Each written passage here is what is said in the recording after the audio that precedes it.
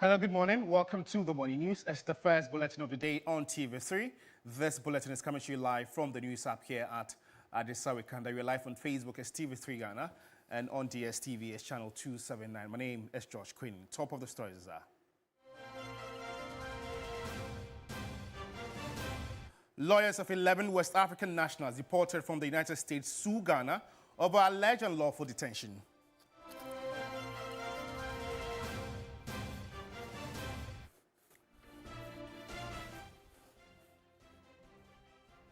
And the Ministry of Education establishes resolution centers across the country to address concerns arising from 2025 computerized school selection and placement system as parents and wards flood the Nat Hall Center.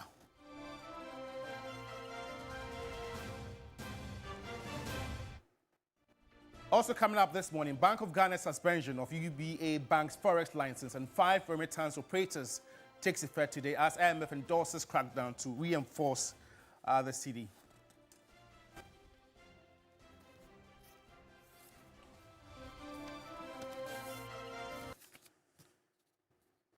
Well, we have details of these stories and many more coming up in the next 20 minutes if you spend your time with me. You can also get interactive with us. We are live on Facebook as TV3 Ghana. Engage us with your views and comments. Hopefully, we read them and share them to the rest of the world. Now, lawyers of 11 West African nationals deported from the United States have told an Accra High Court that, contrary to claims by President Mahama and Foreign Affairs Minister Okudzeto Ablakwa, they remain in detention in Ghana and have not been repatriated to their home countries. The ECOWAS nationals filed a legal action at the Human Rights Division of the High Court in Accra against the government of Ghana, alleging unlawful detention. Lord Edwasari reports. President Mahama, at a media engagement on September 10, had disclosed that government's agreements with the United States to have 14 deportees brought in purely on humanitarian grounds have been repatriated to their home countries. I think that agreement has been activated, and a first batch of 14 nationals came. Several of them were Nigerian brothers.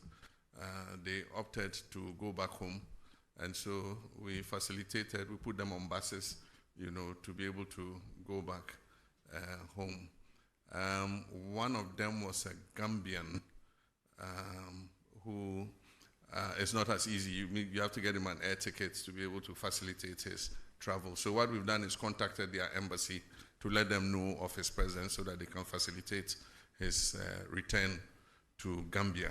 But during a virtual court hearing on Thursday, lead counsel for the West African nationals, Oliver Bakavomawo, indicated that contrary to the statements by the President and Foreign Affairs Minister, the U.S. deportees were still being held in military bases in the country. He had earlier filed 2 ex parte applications, an injunction restraining the Ghana government from repatriating the U.S. deportees, and a habeas corpus application seeking an order to compel the government to produce them in court. Oliver argued that the injunction application would prevent his clients from getting repatriated to their home countries, where they could face torture, persecution, among others. The 11 West African nationals are from Nigeria, Liberia, Togo, the Gambia, Niger, and Mali.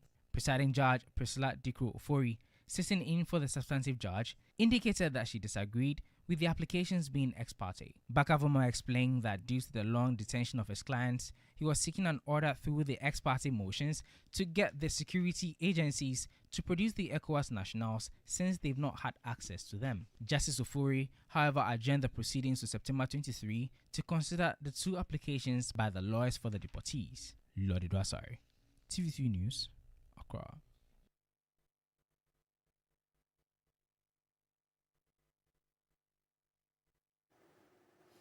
Meanwhile, international relations analyst Dr. Vladimir Ntwidanso says it is not possible that Ghana did not gain anything from the agreement with the U.S. government to accept the West African deportees in the country. Again, let me make it clear that it is never true that in such diplomatic relations you go on humanitarian grounds and you gain nothing. Even on humanitarian grounds, there is something promised. There is no way any relationship is made on the grounds of one side winning, the other side losing. So there must be some promise given us by the Americans before we accept it to bring them here. Again, my beef My beef is on the question of they are West Africans, so we were humanitarian enough to bring them. Why should it be the case that America's immigration problem to be the problem of Ghana and not the problem of ECOWAS? Why did America not negotiate with ECOWAS and negotiated with Ghana? What role is Ghana playing? And who is paying for their upkeep here, whatever it is? These are the questions that count to me.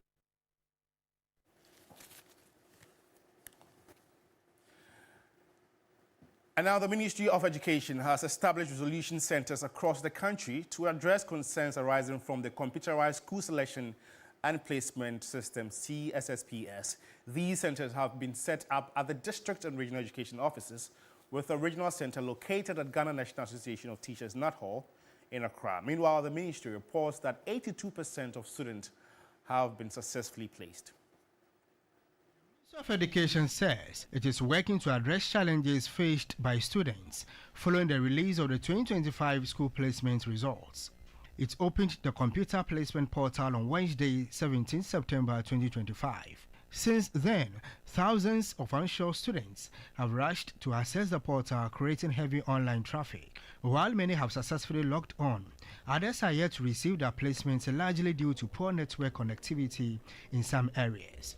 As at this moment, the system is up and running, and it's very effective and efficient. Because of the anxieties and the traffic, we actually anticipated, because people were actually waiting to find results of their placement. We saw that there was actually so much traffic on the system as at the time of the release. The technical team, together with my team, worked throughout the night to stabilize the system, and the system is up and running. People have checked their placements. Some had earlier checked and they had a status of pending placement. Those ones have been resolved and resolved very well.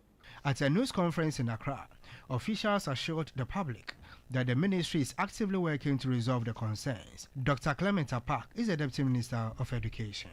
In order to reduce the stress on parents and guardians, resolution centers have been set up at the district, regional, and national levels, i.e., GES TVET district regional offices, with the NAT Hall in Accra being the National Resolution Center. Out of 590,309 qualified candidates, 483,800 have so far been successfully placed, representing 82%. This includes 248,038 females and 234,783 males. However, 107,509 candidates could not be matched with any of their selected schools and will now have to complete self-placement process. The Deputy Minister of Education, Dr. Clement Apak, addressed the issue. In total, the placement program covers 724 public, senior, and senior high technical schools, 233 TVET institutions, and 70 private senior high schools under the pilot program. As part of the process, private schools have also been included. Meanwhile, the computerized school selection and placement system, CSSPS Resolution Center, located at the NAT Hall, has been inundated with parents and students who are yet to get placement into their preferred senior high schools. My colleague Nura Mohammed was at the center earlier yesterday, where she spoke to the various stakeholders. Find out what problems parents and their wards have concerning the senior high school placement system and how these problems are being resolved and what the processes are like. Fiani John Gameli, and my ward is Isabella Fiani Ewenam. Okay, this done a check and I couldn't find her placement. So she was crying the whole morning. So I contacted one of my colleagues and he said I should come to Workers College, and so that I'll come and find out what is happening. Unfortunately, when I came, I learned it was not placed yet. They are now doing the placement for her. So quickly, when I give her this thing, her report, everything was smooth, and I was very happy that the system, the way things are going on, I was so happy. I'm here because of the school placement. When we came, they attended to us satisfactorily. Okay.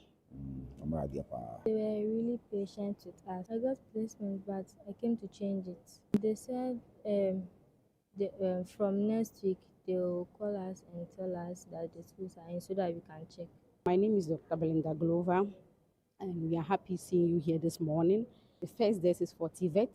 So if you are a student and then you want to go to vocational technical, we ask you to go to that desk for any challenge that you are facing. The second one is for purely second cycle schools, so senior high schools, and the senior high secondary technical. So if you are going for secondary technical, then you go to the second table. The other table, we are looking at re-entry. So somebody might have completed in 2022, 2023, 2024. They may not have been placed. So this year when you come, we will do that for you. Private schools are in. They have been categorized as E, and then students have been placed. So as of when the cases keep coming, we'll be able to tell whether they are able to go to those schools or they are even happy about it. But for now, we haven't really had any issues regarding that. Yes, but everybody is happy for now. Maybe later, if they come back that they are not happy, then we'll take it out from there. Some selected private schools are part of the free senior high school policy. Well, away from education, over 300 specialist nurses, including an average of 50 intensive care unit staff each month, have left the Kolebu Teaching Hospital between January and June this year in search of greener pastures. The growing exodus of nurses is crippling operations at Ghana's premier referral facility. These and more came to light during a needs assessment visit by the administrator of the Ghana Medical Care Trust Fund. Visit to Kolebu Teaching Hospital led by administrator of the Ghana Medical Care Trust Fund, Obobia Dako Poku, is the first of many planned visits to various hospitals by the Ghana Medical Care Trust Fund. This initiative, launched by President Mahama, aims to provide financial support for Ghanaians suffering from chronic, non-communicable diseases such as cancer, kidney failure, and stroke. We are evaluating the availability and the conditions of your diagnostic and treatment equipment. We are also identifying the service delivery gaps in patient flow, referral systems, and access to specialist care. We are gathering data on the NCD patient demographics, disease burdens, treatment outcomes, and financial impact, as well as access, the availability, and distribution of specialists, which you have. The year is already ending. We want to concentrate more on replacement of your equipment, the repairs, and the ones that we need to provide for you. Medical Director of the Kolebu Teaching Hospital, Dr. Frank Osu-Setret, seized the opportunity to highlight the various needs of the hospital, ranging from human resource to infrastructure. We need equipment. The world is moving to faster and high-spec things, and there's no reason why we should be left behind because of that. There's one thing that we need, I think, a linear accelerator. The last time I spoke to the RINA team, it looks like they're overwhelmed with the numbers that they can do within. I must say that Kolebu doesn't have enough specialists in terms of the load and the burden that we have. The team toured various departments of the hospital, witnessing at first hand broken down machines, overcrowding in wards, and limited space that continue to hamper quality healthcare delivery. We have equipment gap, we have human resource challenge. When people look at Kolebu, the impression is that Kolebu has too many things. But I think going around, we see that, yes, we may have a few more comparatively, but the responsibility or the pressure on Kolebu is also very high. When we looked at our data, we have approximately 300 people living between January and June this year. And these are people who are highly skilled and highly specialized. They are not people that come just out of school.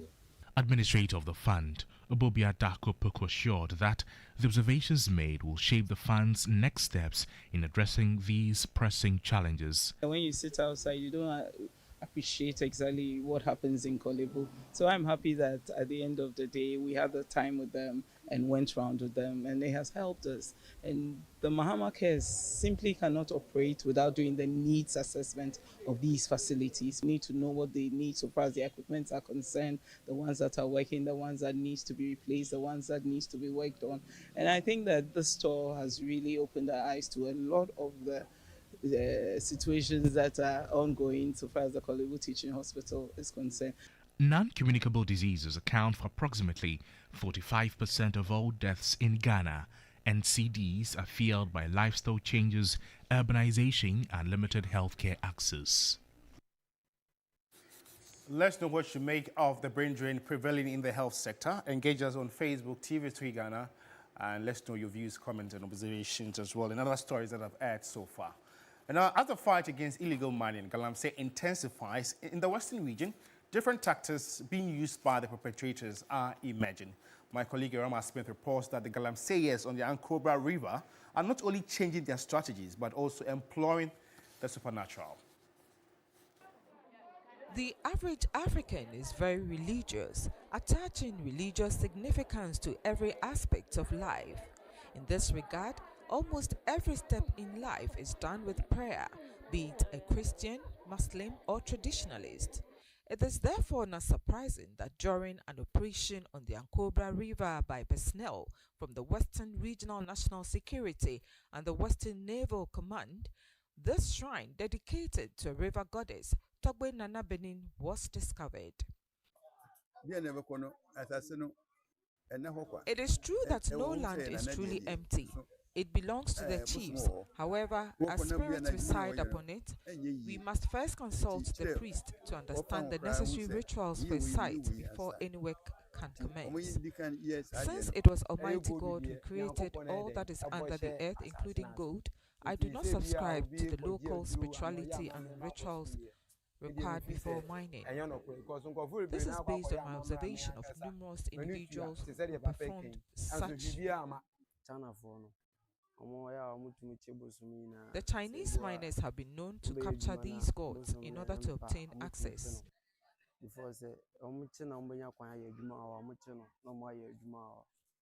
The fetish priest, however, abandoned post upon seeing the task force. This room is for the Malam. Malam Jujuma, you have escaped. You are supposed to wait and meet us. We don't have anything, we have only God. And you are running away. Next time I want to see him with the Juju or we will burn you in the Juju or. The Togbe Nana Benin Shrine is believed to offer protection to the illegal miners.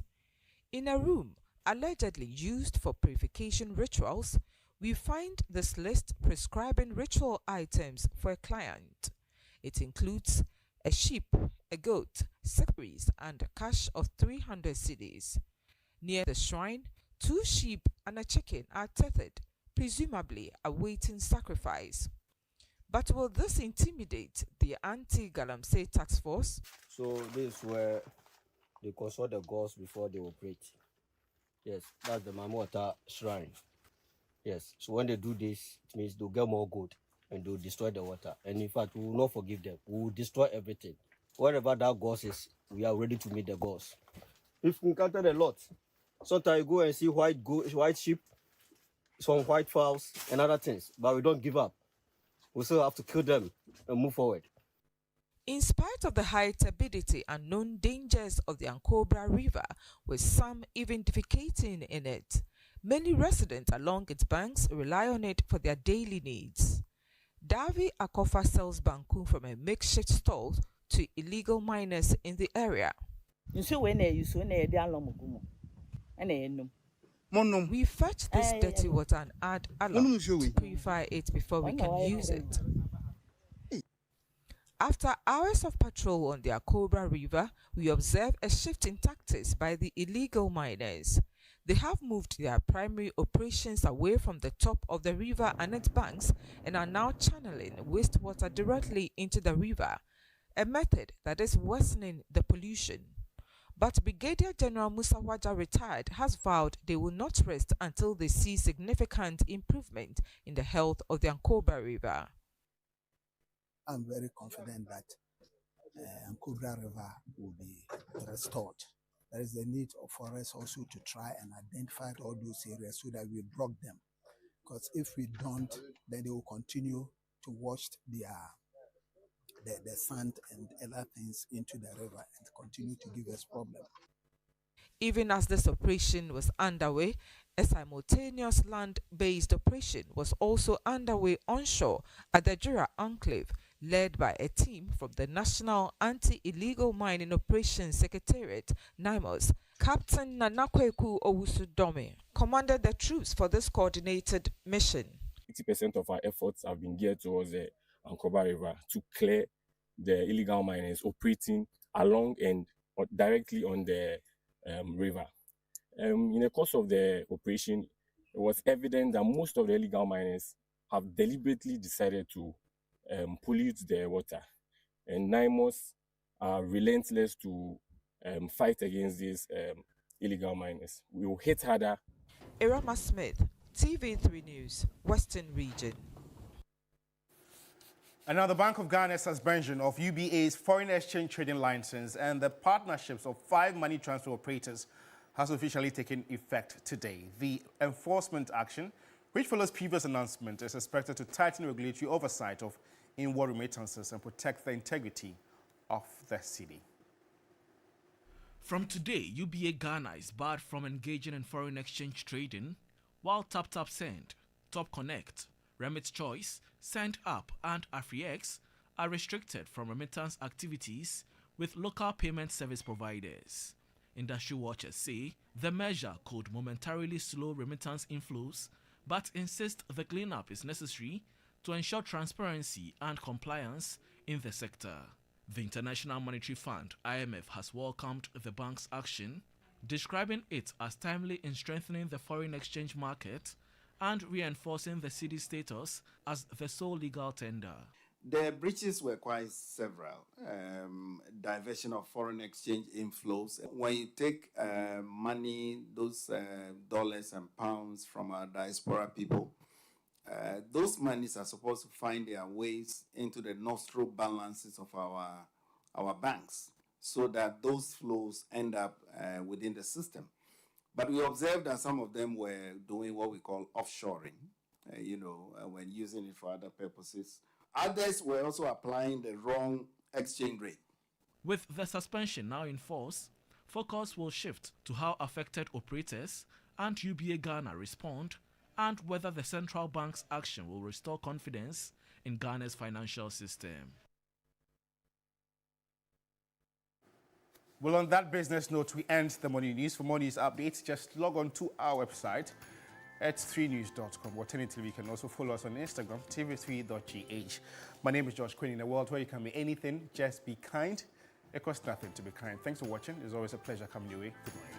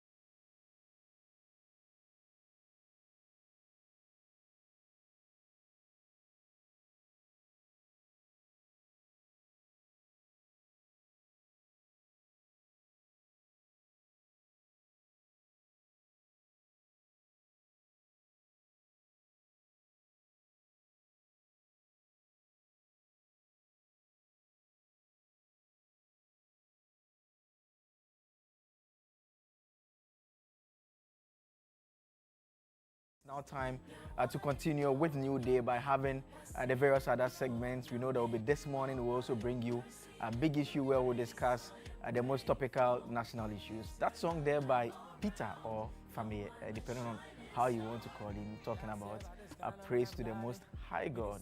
I mean, it talks about so many amazing things about how sometimes things seem impossible, but God comes through for us and takes us through it. That's been the story this week. We started on Monday. God has been kind. God has been grateful. His mercies have been upon us. He has guided us, protected us, taken us through Monday, Tuesday, Wednesday, and today we are here on Friday. In case you are wondering what I'm wearing on a Friday, this is Mediama Sporting Club jersey, the team from the Western region. Former champions of the Ghana Premier League, one of the best teams ever. You know that ordinarily I'll pick Asante Kotoko, but me and Zimeni once a while, I can settle for Mediama like that. Mediama in Nzema actually means my brother. So yeah, cordial to all my Nzema people in the Western region, the Ekwe area. Good morning to you all, and thank you for always watching TV3. And the big issue that we'll be discussing a lot later will have to do with the issues surrounding the deportees, the West African deportees that are in Ghana. We are learning a bit more about the circumstances that led to their coming into the country, so we are going to bring you those details. And beyond that, we'll also talk to you about the claim. There's a bit of a contrary claim here and there. The government had said that they had left the country. The lawyers are saying that, well, they are still in the country, and next week there will be arguments in court as to whether government should be restrained from taking them out of the jurisdiction, or government can go ahead and execute the agreement. Even concerns about whether that agreement, the memorandum of understanding, as the foreign minister calls it, should be taken to Parliament. But before we do all of that, we'll start off with this morning's segment where you can call in and share your views with us. And what we are asking you to talk about is the computerized school selection placement system. It was outdoored yesterday. It was announced yesterday that the placements had been done by the Ministry of Education. And a lot of the times what we see happen around this time is that there are concerns about either students not being placed, or either people do not like their placements. Generally, there are always concerns that emerge after the placement system is announced. And so we are doing a feedback session. We are trying to find out and hear from you what your experience has been since it was announced, and we'll try and get some answers either on this show or subsequently on the news bulletins. And so that is it by way of what we'll be discussing on this morning's segment. I'm not alone, don't worry. You see Beatrice very soon. But let's begin the show with this morning's segment.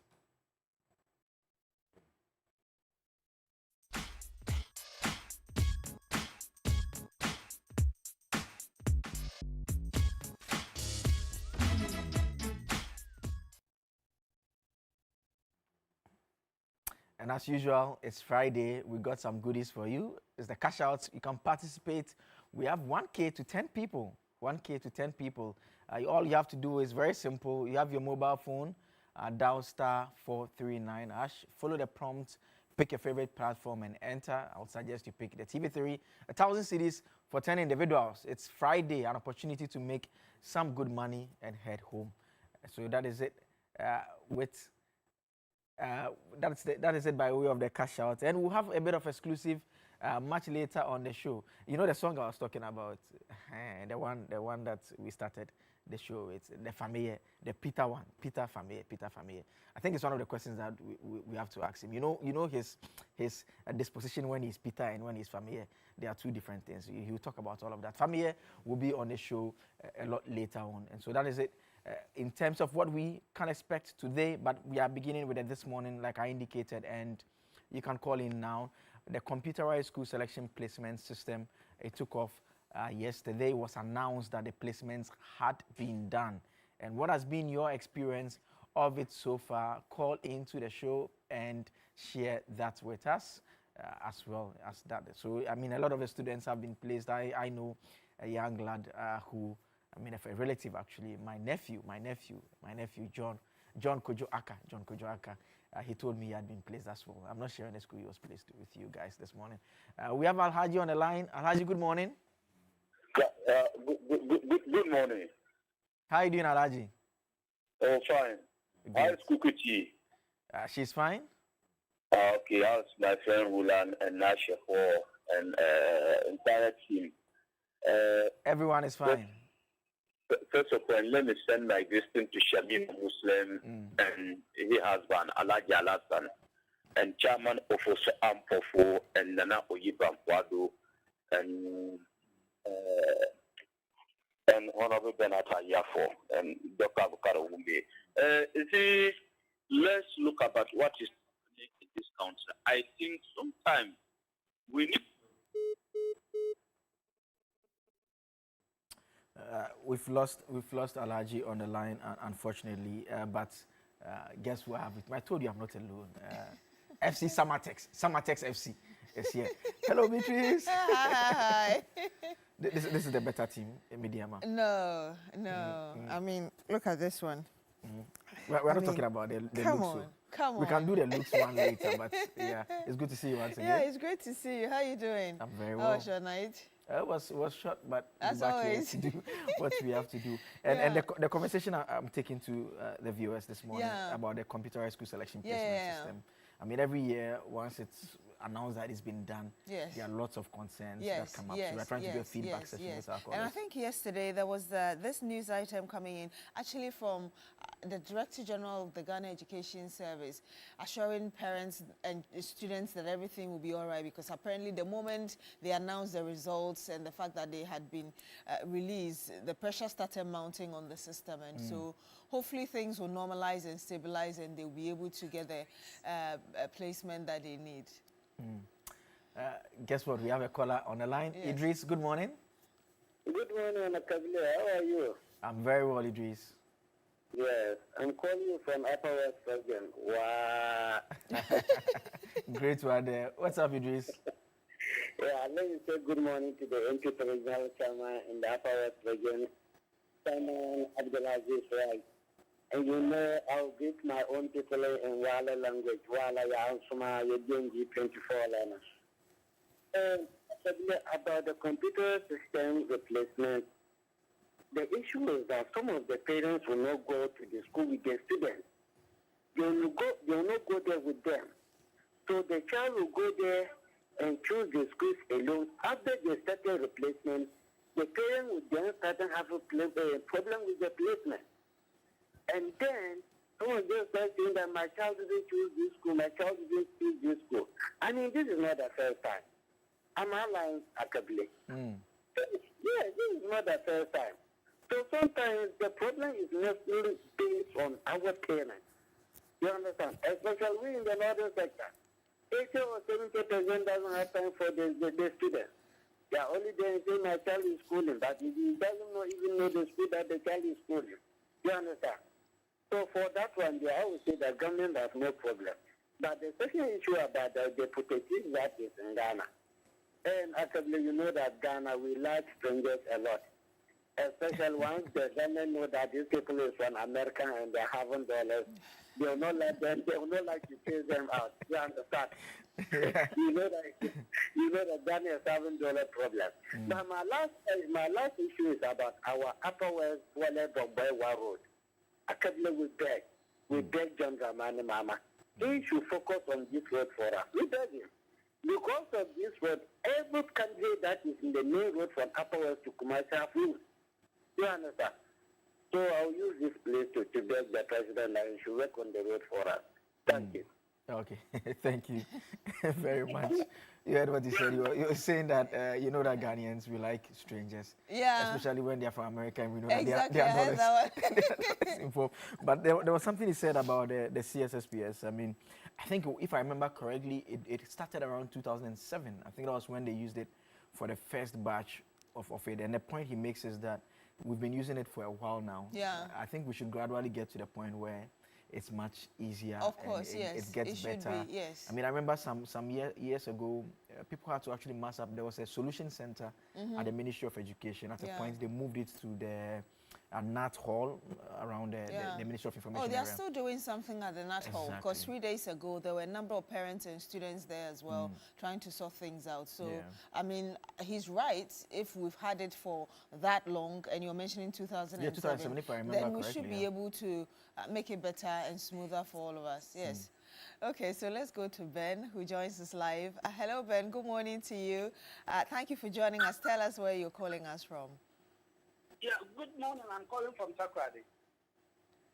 Yes, please. What's happening in Takrady? How are you doing? We are doing quite well. Everything is going quite well. Normal. Yes. What's on your mind this morning? Yeah, what is on my mind is that I'm not calling because of the placement. I'm calling because of galamsey. And I've been hearing people have been talking about galamsey, that the president should declare a state of emergency. I am a galamseer myself. When there is a state of emergency, everybody will pull his or her machine from the site. You see, everybody will pull the machine from the site. Then after maybe, let's call it about 5 months, 6 months, 1 year, and that when that ban is lifted, we send all the machines to the site again. So it is better the government needs us like that to do the job. Then the government should be very aggressive on impounding the machines. That's all. The excavators on site, the what do you call it? The pumping machine and whatever, which they are using on the rivers and around the river banks and so on. You understand? So this is my take on galamsey. So I'm very sorry I couldn't talk on the placement, but it's okay. It's also a national issue, and that is my take. Thank you very much. Indeed, thank you very much for calling us from Takrady. Well, he's just admitting he's a galamsey. Did you hear him say the government should leave them alone? Yes. Because after the ban is lifted, they will still take back their machines to the forest. That's quite interesting. But we've had the Lands Minister, I believe Felix Kwachofozu as well, the government spokesperson on communication, saying that they're going to send military men permanently to areas they consider hotspots for illegal mining. So let's see how that goes. Well, let's do some messages now. This one here from Emmanuel Frempon. Frempon Emmanuel, you say that, okay, you're commenting on football. You said, hello, Joseph. Yesterday, your team did very well, and you are not saying anything about it. Yes. Sorry, I forgot. Barcelona. Yes, Barcelona will beat Newcastle by 2-1. Arsenal won the day before, so don't worry. You're still fine. Prince Henry from Koforidia, you say that I'm very optimistic that this year's placement won't be chaotic but smooth and peaceful. God bless President John Dramani Mahama and the Chief of Staff. Randa, you also send this message here. You say you know few people that have gotten their placements in schools. I think the pressure in the initial stage was what caused the problem. I'm certain that these support centers could be of help. Thank you. That is what we hope should happen. Dominic is joining us on the line. Good morning, Dominic. Hello, Dominic. Yeah, hello. Yes, good morning, Dominic. Good morning. Where are you calling from, Dominic? I'm calling from Asante Bekwai. Okay. Yes. My take on the school placement is that hello, can you hear me? Yes, I can hear you, Dominic. Yes. My take on the school placement is that it's a nice move by the government, you know.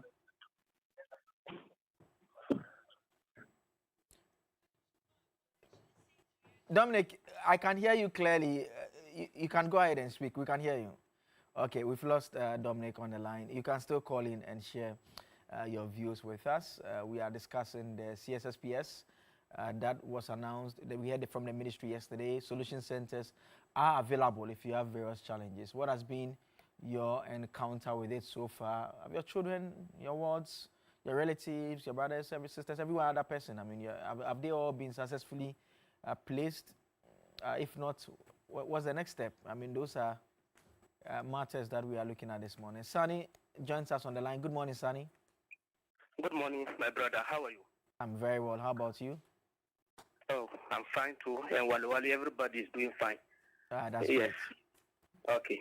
And I think the issue of the perennial issue of the placement, I think it's high time we resolve the issue once and for all. Even though the numbers are increasing astronomically in every year, but I think we have to do something about it, because the anxiety that it brings to parents and even the children themselves, I think it's not good.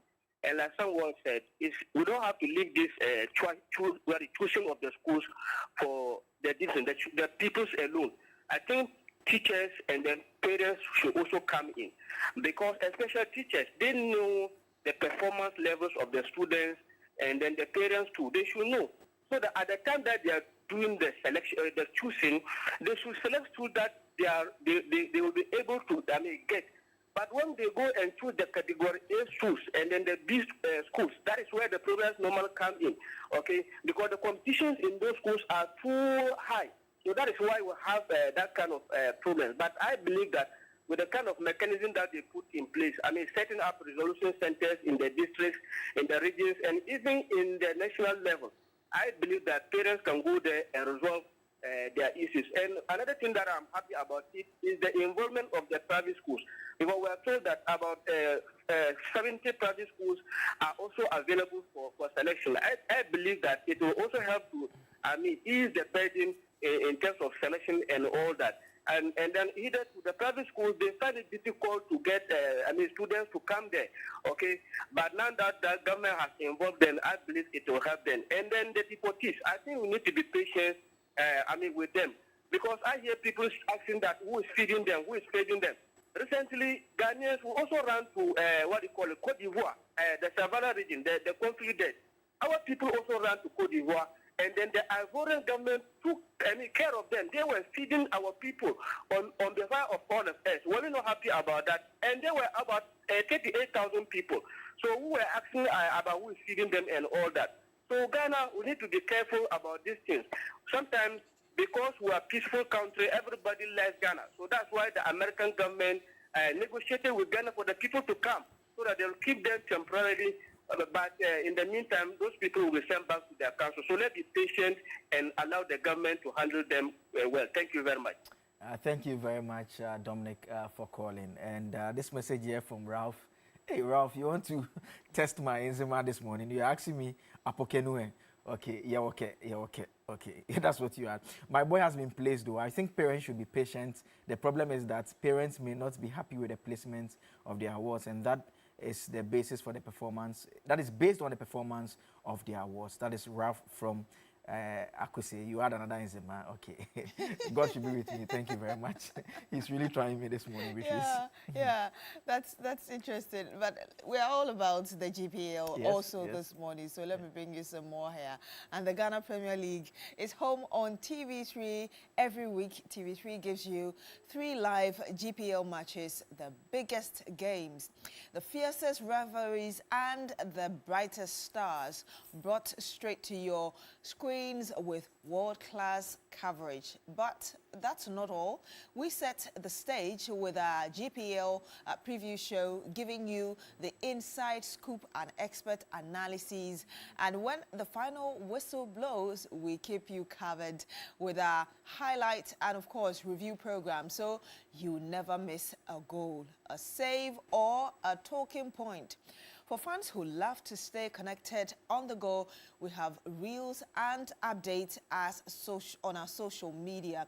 Now, this is also more than just coverage. This is TV3 positioning the Ghana Premier League as premium sports product. So mark your calendars, gather your friends, and join us this weekend for another unforgettable round of Ghana Premier League football, only on TV3. Okay, let's go to Michael now. Hi, Michael. Good morning to you. Tell us where you're calling from, how you're doing, and what's on your mind. Yeah, I'm Michael, calling from Walla Walla District. Yes. What's on your mind this morning? Yeah, it's about the school placement, please. Yes. Please tell us what your issues. Honestly speaking, this school placement, they have to reconsider the category A, B, C, and D. What are the factors they use to consider this category A, B, C, and D? You know, one school placement is done like this, and then children are combined. Those who are brilliant, are they the very people who go to the category A, or is it because of the facilities? At least it's the competition area. So if a child takes a category A and the grade is not even good and the child gets there, it depends on the material, the type of teachers who teach. Are you getting it? So we urge government to reconsider that kind of category. So that any depending on the cut-off point, so that when they go there, there will be a higher level of competition among children. Instead of saying some are category A, B, and C, and some when you even get there and the grade is not, then they are compelled to do other things. I believe the government should reconsider that decision so that they can help children. Thank you very much. Thank you very much for calling us this morning from Wali Wali. So it looks like, he's the second person calling on the categories, but of course, he's looking at it from a different perspective, with the first one telling us that the parents and the teachers need to know the level of their students and wards. So that they are honest with them that, see, with your performance so far, this school you may not get it, so choose a more moderate school for you. Yeah, I mean, I think it all comes down to education, and it's a bit surprising that it is still happening, because during my time, I mean, I did a CSSPS. Sorry to say so. I did a CSSPS, and there was a lot of education at the time, and it still takes place. But just that sometimes the parents and the students are very stubborn. You know, you can't pick Achimota and pick St. Augustine's and pick Adisadel College and pick Presec. Yeah.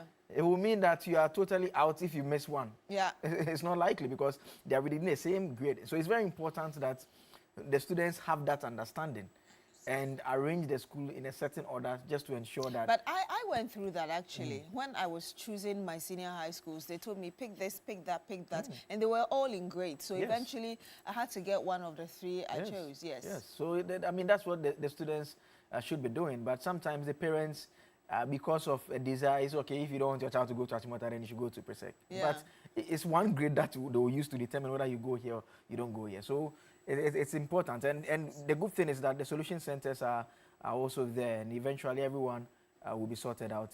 I don't know what the rule is generally, whether if someone has been placed in a certain school, they can just decide that they don't like the school, so they want it changed. Yeah. I don't know how that that operates. Is that good enough that you've gotten a school, all right, a school that you actually added to your list, but all of a sudden you say you don't like this Maybe it was their last choice. They were looking forward to the first one. Let's go to Yusuf now. Hi, Yusuf. Good morning. Thank you so much for joining us on New Day this morning. Tell us where you're calling us from and what you want to talk about. Good morning. I'm Nasser Yusuf Tamale. Yes, sir. Please tell us. Yes, about the category of placement. I have issues with that concerning giving a particular students who are done well to schools that are category A, and those that you think the results are not good, they have been sent to category C. I don't know whether the teachers there, they are also that you've placed in those schools, they are into categories.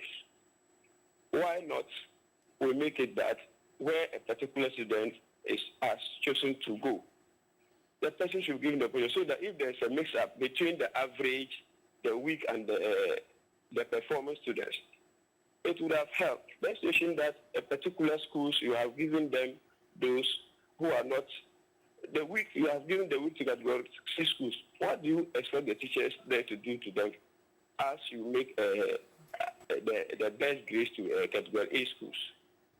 It's also affecting the system of what we are doing. It's affecting our teaching in the category C schools. Are you a teacher yourself, sir?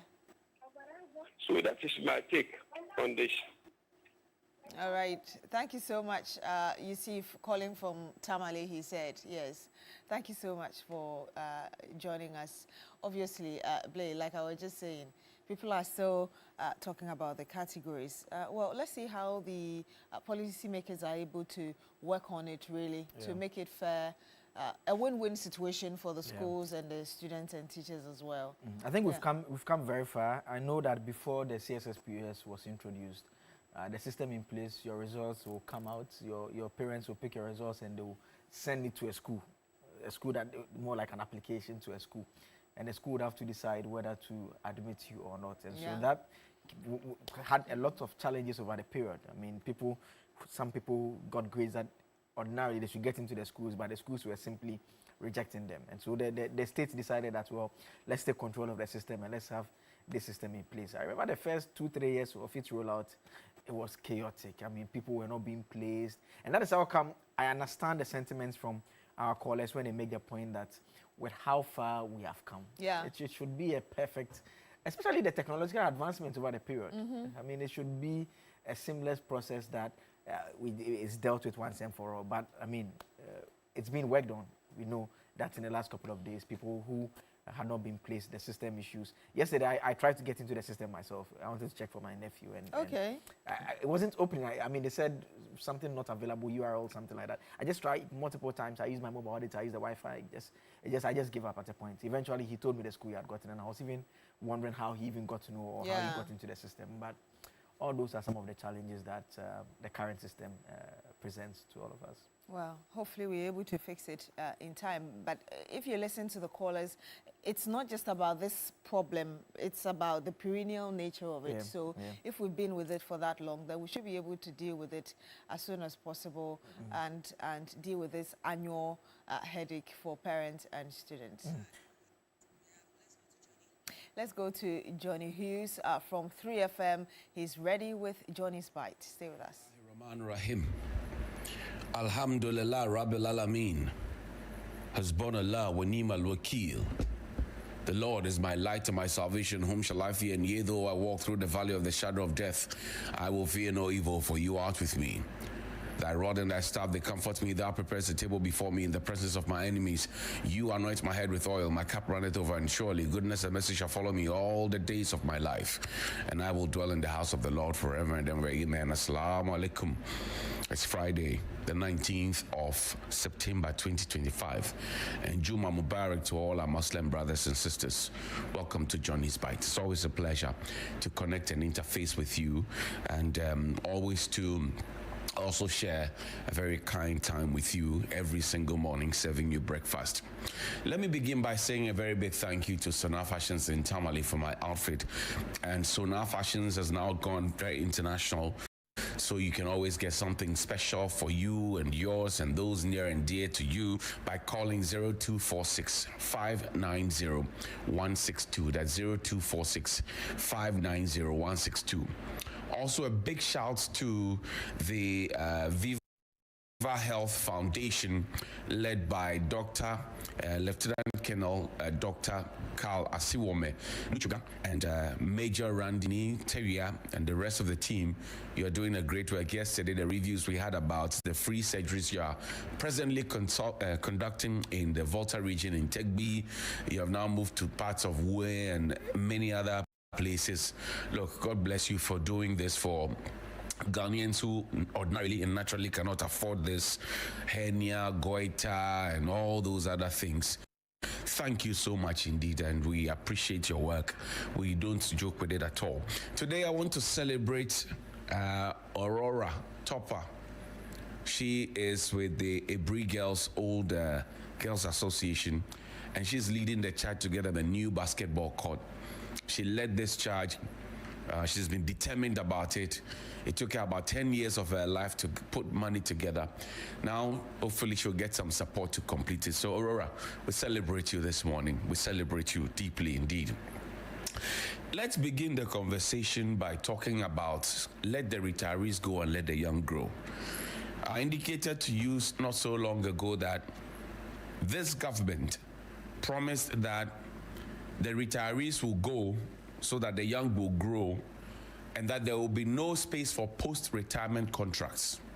We heard that in the past, but the direct opposite was done, and you had key government officials defending the indefensible.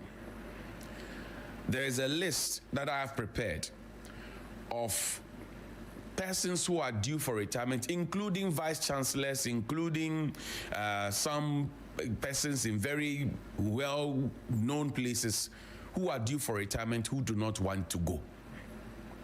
And I say, as a country, we cannot continue to talk about unemployment numbers and still condone these things, because the Constitution of the Republic is clear as per the reasons or the conditions under which post-retirement contracts can be given.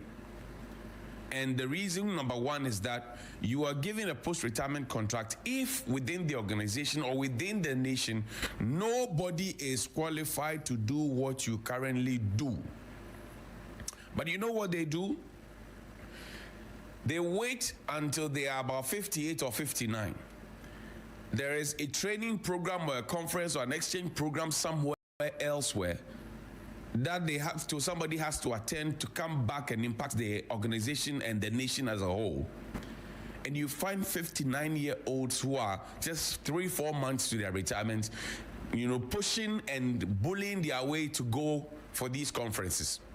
And then when they come back, they come and tell you that there's nobody within the organization who went to that conference who has that body of knowledge, so they must be allowed to stay so that they can impact people. That's sheer wickedness.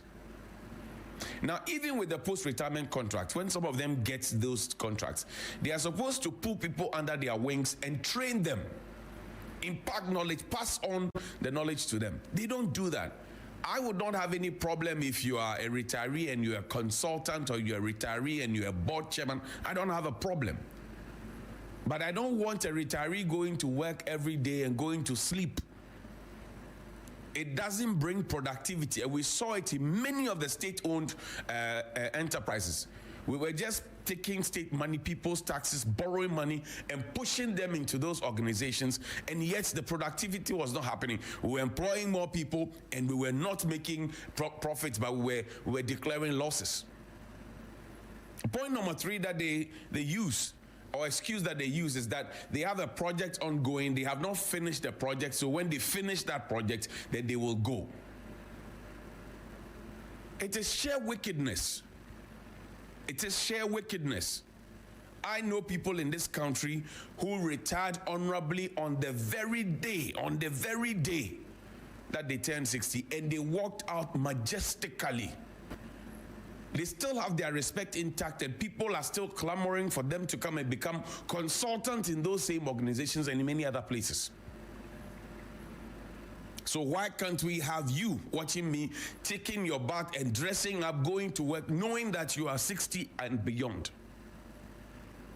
And why is the system that told us that we will not grant people post-retirement contracts and encouraging that to happen? It must not be encouraged. No. We must not encourage it. By all means, we must not encourage it. We must not tell people that we will not give people post-retirement contracts and then come back to start doing U-turn and start. No. Let your yes be yes and let your no be no. Let your yes be yes and let your no be no. So let the retirees go and let the young grow. I have tried so much to restrain myself from publishing the photos of these people, because some of them are actually lobbying. They are still in the offices lobbying. I've asked a simple question, that if you are a retiree and you do not have the warrants from the presidency, or you don't have authorization, a letter authorizing your post-retirement contract, and you go ahead signing documents and approving contracts and what have you, are you doing so legally? And if you are put before the court, will you be found wanting, or will you be okay? Or will you be using the court processes to be frustrating people? Think about it too, because on Sunday you will go to church. Today, Friday, you will go to the mosque. If you're a traditionalist, you will pour libation. And yet in your heart, there is a load of wickedness. And you see your nephews and nieces and your grandchildren walking around with application letters in the hot sun looking for jobs, and you are at the top, choking the top, and are not allowing people to go up. We fought Dr. Benedict Bonaventure Alegibam tooth and claw in this country. The presidency ordered, chief of staff ordered, ICO ordered, regional minister ordered. He was adamant he didn't want to go anywhere. You know the story. How do we make progress as a country if this is all we intend to do? And what hurts me is that the people above 60, the people above 70, they tell us of the good old days. They tell us how when they were in school, the USCs and the what have yous used to chase them with employment opportunities because they were looking for people who had attended universities or pursued degrees. They tell us about the good old days of free bus rides. They tell us about the good old days of allowances being given to them for going to school. They tell us about breakfast, lunch, supper, and snacks. They tell us about you can go to the cafeteria and, for example, get free coffee. They tell us about all those things. What is the state of our education today, and what is the state of even employment? What is our unemployment rate? And then somebody will come and call and tell us that, oh, we created 1.8 million jobs. You created 1.8 million jobs, and yet your unemployment percentage is what? What did you inherit, and what did you leave? And if you created all those jobs, why are there still huge numbers of unemployed people roaming around looking for jobs? You should be bowing down your head in shame for supporting such nonsense. You should be bowing down your heads in shame for supporting such rubbish. Forgive my Latin, I beg you. We, the young people, are sometimes the problem. Now, let me talk about unpaid allowances, rent allowances of the members of our security services. They work within the regimented space, so they can't talk about them. But imagine that you move somebody from Accra to Atebubu. The person is supposed to be at a station and to find accommodation and to deliver per the specification of the employment that you have given the person. Yet the person's salary has not come because it will come at a certain time. And even when the salary comes, he has to pay school fees, he has other responsibilities and obligations, so he cannot use his salary as his rent. And as part of the conditions of his service, you have promised him that you as the state, including you and I, we will give them rent allowance. And sometimes we leave it for a full year. It's a recurring thing, which should never happen. Because those are the very top of these security services. They have their bungalows. They have their residences. And they are permanent. Nobody moves them around. Most of the people at the top. So why should the people at the bottom, who actually do the legwork, be at the mercy of such a situation? And then speaking of there's some disappointed recruits. And let me just put out the difference. You are enlisted as an officer, a commissioned officer. You are enlisted and commissioned. And then you are recruited as an other rank. So let's get the difference clear. And speaking of which, Major Edmund Lai, New Obama Lai, congratulations to you, you got promoted. Congratulations. And all those who got promoted, congratulations to you. Now, these fine ladies and gentlemen of Ghanaian origin say that they claim that in 2021, they were given letters after they had been recruited or have undergone training and all the processes with the assurance that they will be put in the Ghana Armed Forces. In 2021.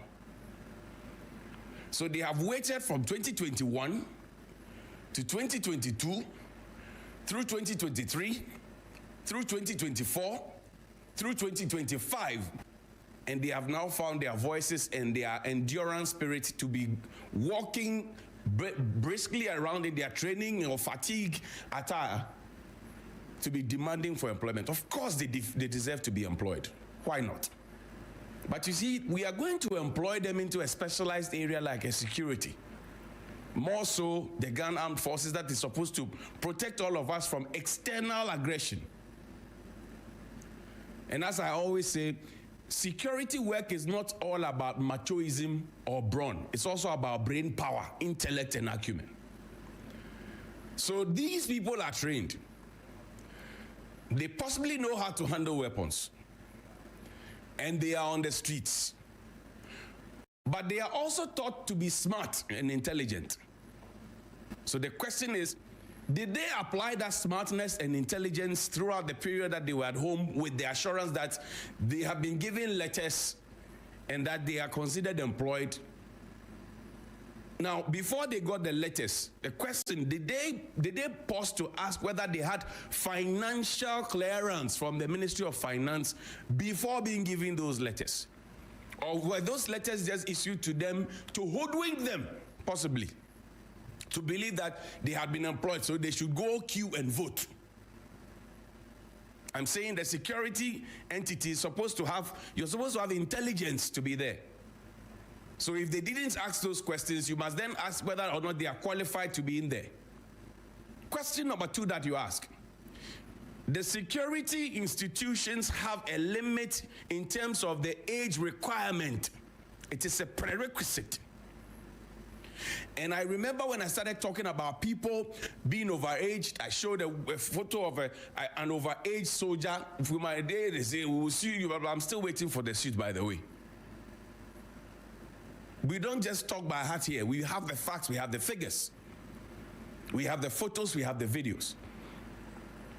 I asked the question in the past when they mentioned that, oh, we have recruited people, but there are people on the waiting list or the standby list. I asked the question that if the age limit at the time of entry is supposed to be, say, 25 years, the cutoff age is 25 years, and you keep me on the standby list for 4 years, by the time I am due to enter, I will no longer be 25, I'll be 29. Now, my standard operation procedure at age 25 may not be the same as age 29. So these people who waited since 2021, 2022, 2023, 2024, 2025, before now finding their voices and their legs to start walking around and demanding for employment, which they deserve anyway, did they ask these questions? Did they tick the boxes? Or were they politically, giving those letters? Was it per protocol? Or were they properly giving those letters? And did they ask for the financial clearance? You see, this is how to be simply analytic. You have to think. It doesn't take too much. You just think. And I know, me, my father served as a security person. I've been with them. I know that when you talk about their issues like this, they don't like. They are like other professionals. They don't like. But you see, the service that they provide is to us. So if there's something that is wrong, we have to say it. Because we have kept quiet about certain institutions in this country for so long, they think that they are demigods on this earth. They are not. We have to speak to them and we have to tell them. And you wrap it up, Sisters. Let's wrap up this way. The Minister for Lands and Natural Resources, Dr. Emmanuel Kofi Boa, he is on the water bodies. He's fighting Galamsey. And that is environmental terrorism. Environmental terrorism. He's fighting it. And I am happy that he's sticking his neck out, damn the consequences. That he is on the ground with the people himself through his 9 months. Please, play his video for me, quickly. Let's have the minister's video quickly. And he says something that I so like. That, look, at the end of the day, it is not, there's no law that guarantees or that says that you should be on the water bodies mining. Sisters, play the minister's video for me, please. And so, if we find you, we shall deal with you. Please play the video.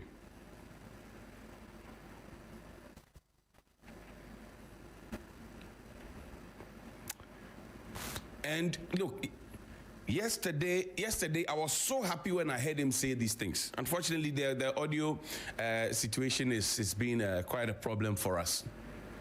But kudos to him and his team, and I hope it will not be a 9-day wonder. And I hope that it will be an inter-ministerial conversation and work. And I hope that as they work to the President of the Republic of Ghana on our behalf as citizens, see all these soldiers risking their lives. We are going to be here. There is no law in Ghana that allow anybody along the Ankobra and major rivers is that we are coming after you. And we are not coming on a day visit and leaving. We are going to be here. There is no law in Ghana that allow anybody to mine or discharge water in any of the water bodies. So anybody that is seen engaged in this activity is a fair target. And we are warning you, stop it. Because the damage that this is causing our country cannot be paid. He vowed that the government will soon take complete charge to return our water bodies to their natural color, while condemning the actions of illegal miners, which he describes as a war on the country. If this is not war, then I don't see anything. We need to mobilize all the forces we have. We need to put all the resources we have to deal with this crisis of our time. And it's very, very clear. The president's heart is in the right place when he directed that we need to deploy permanently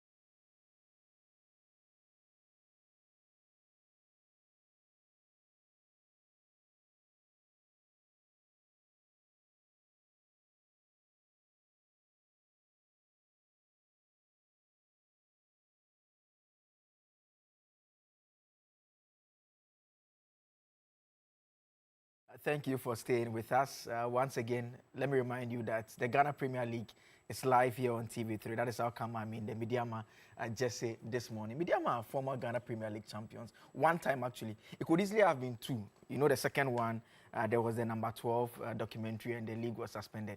At the time the league was suspended, Mediama was number 1. And that's what I mean by they could have easily been two-time Ghana Premier League champions. It's time for the discussion segment, and there's one person here who supports a team that won the league in 1966. I'm sure he doesn't even know the team won the league in 1966. Ebo Bachman, Ebushian Drafts. Ebo, good to see you. Good to see you, my brother. Abontia. 1966. So they hear that Kwame Jantua, who is next to you, he doesn't like to hear that year at all. Yes, they're very true. That's the year that Osagyefo Dr. Kwame Nkrumah, the first president, was overthrown. His anniversary will be marked on Sunday. Actually, illegally. As most of you are aware. Overthrown Monday illegally. Will be, yes. Monday will be a holiday as a result of that. So Ebo Bachman is a senior communicator, economic and financial analyst. Movement for Change is joining us for this segment. As always, you saw Kwame Jantua as well, a legal practitioner, a member of the Convention People's Party. Also joining us in the studio is Abraham Amaliba, Director General, the National Road Safety Authority, a legal practitioner, member of the National Democratic Congress as well. Which team you support in Ghana? I'm Accra Suffolk. That's why I wanted to tell you that there are two clubs in Ghana, House of Folk and Asante Kotoko. The rest are teams. When I went to Zambia, they were asking of Asante Kotoko. And I tried to push in Accra Suffolk. They were not getting it. But one person said, yeah, he remembers that the team that if you land in Accra, Kotoka, and you are going to Kumasi, they will tell you to go and beat them and come back. You know? Yes. That was the nature of the rivalry. The rivalry. How supporters will tell the visiting team, when you go to Kumasi, beat them and come back. So they were finding it ridiculous, you know? But like I said, there are only two clubs. Kotoko has, the rest are teams. Okay. Prof, how are you doing? I'm doing great. Do you support any team here in Ghana? Yes, I've been a Asante Kotoko fan. Oh, okay. The best team. Oh, yeah. Best team, the best but team. let me say to all Ashantis and all Ghanaians that Nana Asante Hima on a year, Okokra. And we also saw another news about kidney issues rising at the Kolebu and Kompanoche. So the issues that we've been talking about, let's be worried about what is going on in our health system. Okay. I'm hoping that our Prof, you are trying to lower the temper. You bring this in. You are talking football. Where does that come in? Yes, football is important, but let's talk football. Our health is everything. When it comes to talking the issue, talk. But now we are talking health football. Is everything. I was talking to this guy from Amsterdam, Robin. He will be here next week for us to talk. And he was saying that he thinks that we should have one of the biggest hospitals in Africa in the center of Ghana, where those from Burkina Faso, Cote d'Ivoire, Mali, they will be coming here, and we should have about 500 bed capacity hospital in Accra, so that people will not be going to South Africa and then the Dubais, but all the surrounding African countries will be coming here for their healthcare services. I think we should be looking at these big issues because those are very important to me. All right. But you didn't ask me what team I support. Okay, Which team you support? Okay, you passed me. I'm sorry. Forgive me. Go ahead. Which team you support? It's all right. The way you are doing it, I'm sure you support Olympics or something. Me, Kwame. There's something wrong with my head. No, he's Acotex. Perhaps Cornerstones. My father used to play for Asante Kotoko. Okay. Okay. So I support Asante Kotoko. Yeah. Fabu. When they played Stoke City in Kumasi, fantastic game. Fabu, that's Fabu of old. Not the House of Folk people also tell you they played with Santos, World Pele.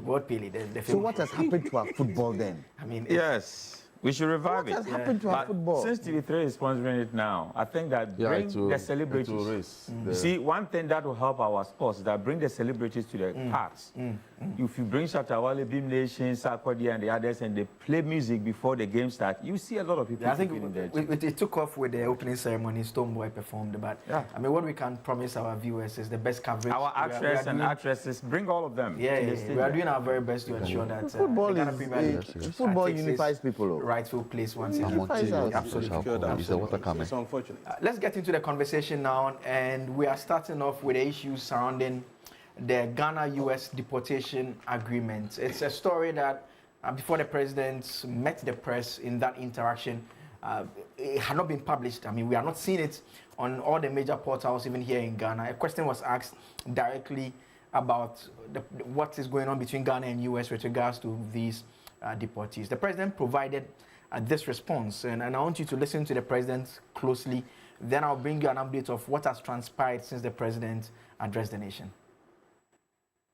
The tightening situation in our foreign relations, but I do think that we still enjoy good relations with the United States of America.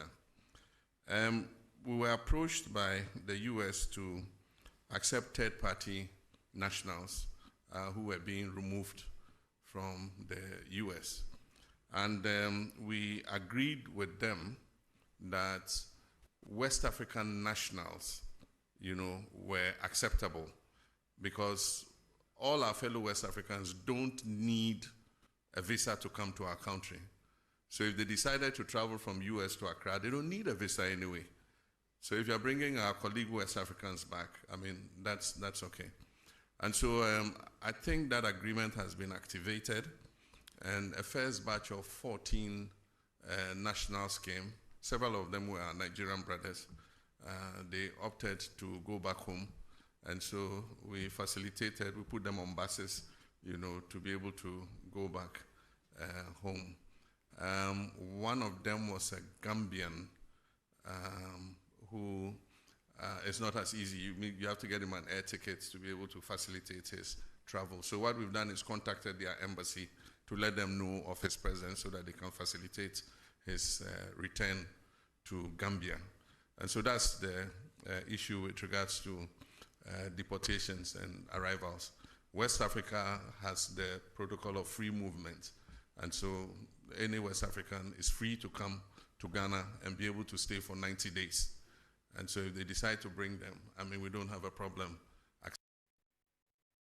So that's President John Dramani Mahama there. Now, since he spoke, the first concern that came up had to do with why such an agreement was not taken to Parliament for ratification. People have made reference to Article 75. They've made reference to the case of Margaret Bamfo and Henry Nana Boakye versus the Attorney General, the case famously christened the Gitmo 2 case, in which CJ Sophia Akufo at the time indicated that Article 75 makes no distinction, and that no matter what the agreement is classified, once it places an obligation on the Republic of Ghana, it ought to go for parliamentary ratification. We heard from the Foreign Affairs Minister, who said that the advice from the Attorney General is to the effect that it's an MOU at this stage, and that if it matures into a full-blown agreement, it will be taken to Parliament for that ratification to be done. Subsequently, these individuals, 11 of them have taken legal action against Ghana. First, it's a habeas corpus application questioning their imprisonment, and secondly, also, they are asking for the state to be restrained from taking them out of the country. I guess you are wondering, are they in Ghana or they are not in Ghana? Yesterday, there was a hearing in court where their lawyer, Oliver Barker Vomao, one of the partners at Merton and Everett, representing them in this particular matter, indicated that they are in the country. He says, contrary to what the president and the Foreign Affairs Minister had said, his clients are still in the country, and that they want the courts to restrain the government from taking them to their various destinations. And so that is how far we have come in terms of this particular story. And there's one question that someone asked when we put out the topic. The person was asking about if they are West African nationals, why didn't they simply move from US to their countries? And so we've been researching to try and understand what is accounting for that. And we found court documents in the United States of America. They've actually filed an action in the district court for the District of Columbia against various individuals, the Secretary of Homeland, the acting director for the U.S. Immigration, the Attorney General in official capacity, and the Secretary of State. And in those court documents, a part of it, the second page actually, page 2, they say that the defendants know that they may not, consistent with U.S. immigration law, directly deport non-citizens to countries from which they have been granted fear-based protection. As an end round this prohibition, defendants have enlisted the government of Ghana to do their dirty work. Despite the minimal pass-through involvement of the Ghanaian government, defendants' objective is clear: deport individuals who have been granted fear-based relief from being sent to their countries of origin to those countries anyway, in contravention to the rulings of the U.S. immigration judges and the U.S. immigration law. So they are saying that they have been granted fear-based immigration. They cannot be taken from U.S. to their countries of origin. So what the U.S., in their opinion, is doing is to send them to Ghana so that Ghana takes them to their country, in which case the U.S. will not have breached that restriction that has been imposed on them by the courts in the U.S. And so that's the story so far. And I don't know what you make of it, but let me take it around the table quickly. Let me start from Prof. Right next to me. Prof, is this something that we should all be concerned about as a country, or like some say, it's a storm in a teacup? Thank you very much, and greetings to all our viewers everywhere in the world. We should not be worried at all about this, and I'll explain a couple of points and let my other colleagues speak, because AB have always said that this is a talk, you know, a talk program. The time is limited. So there's nothing wrong with welcoming our African brothers and sisters into our Kwaba, Wizo, and then the Obake fold. We are a very welcoming society, and if you have seen, because I've been a Ghanaian Association president in Cincinnati, Ohio for a long time, I understand what our brothers go through. Sometimes you want to deport somebody and they will tell you, I'm not from Ghana, I'm from Nigeria, I'm from Canada, because they don't want to come home. The way our system is that when you are deporting somebody and they've traveled for like 5 years, 6 years, 10 years, some 20 years, they don't have documentation. And to them, it's a shame to be caught one day and then be put in by the Homeland Security and they tell you that you are going home. But if you are able to come home by yourself, after 10 years, you can apply for a visa and then go back to the States. So Trump is tramping down on a lot of illegal immigrants. That was his campaign message. And if you look at what they are doing, now you go to African markets, people are afraid to go out to African markets and then go buy some African product, because once they get you, you are going home. Sometimes they are knocking at doors. Sometimes you have to be careful when you are driving and you are not documented. So our brothers and sisters are going through a lot. And it is good to criticize the government, but not when your brothers and sisters abroad have been deported. And then we are helping them to transition into their various countries, and somebody is complaining. For heaven's sake, they are brothers and sisters. They are brothers and sisters who travel abroad for greener pastures. If this didn't go well and they are coming home and we don't want to accept them, then we have a problem. Because if you are a citizen of America, do you know that your country of origin is in your American passport as a Ghanaian? So if anything happens, they will bring you back to Ghana. Because even though you can be a citizen of another country, you can be stripped of that citizenship. But when it comes to Ghana, nobody can strip you of your citizenship in Ghana. So that is why we need to protect our identity as a people, because no matter where you go, no matter where you become a citizen, you are a Ghanaian first. That is number one.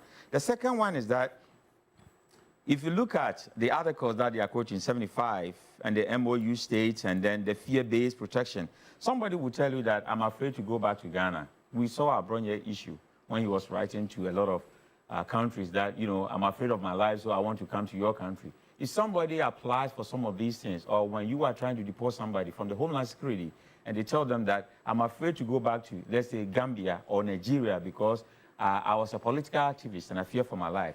Of course, then they have to look for another peaceful country, talk to that country, and then they see what they can do. So the president talked about transparency, which is key, that there was an approach by the Trump government, and then there was an agreement. And now we have 90 days for all West African individuals who want to come to the country. The ECOWAS protocol says that there's a bilateral agreement between Ghana and U.S. as well. So we have a bilateral agreement between Ghana and U.S. We have ECOWAS protocol that says that anybody from West African country can come to Ghana and spend 90 days free. You don't need a visa before you can go. So we have Nigerians and one Gambian, and they were processed through Ghana before being returned to their various homes. So ours is a transitional place so that they can go to their various homes. So these are the key points. The decision was made based on the free ECOWAS movement protocol. You see? So once you go to the free ECOWAS movement protocol, then we don't have to come through Parliament, because this is at the MOU stage. When it becomes a full-grown agreement, then you bring Parliament in. And then we also have the U.S. pressure on African governments that these are people who have languished in immigration jail for a long time. We need them out because it's costly. It takes about $200 to feed one person in immigration jail a day. And the U.S. government, we are talking about 11.5 million illegal immigrants. That is the whole population of Belgium. So U.S. is going through a lot of illegal immigration, and if there's an African country like Ghana who is charitable enough and compassionate enough and empathetic enough to accept our brothers so that they will be processed to go back to their various homes, I think the government should be recommended, not being chastised. Does it matter when we read from them in court documents in the US and even here in Ghana, when they say that they have not sought entry into Ghana on their own, they are doing everything within their power through lawful means and judicial processes to secure their return to the United States. They don't want to be in Ghana and they don't want to go to their country of origin as well. It is not about what you want to do. Once you are caught to have, been in America illegally and you are processed through Homeland Security to be deported, it's a point of no return. It is not, but they are just looking at where to dump you.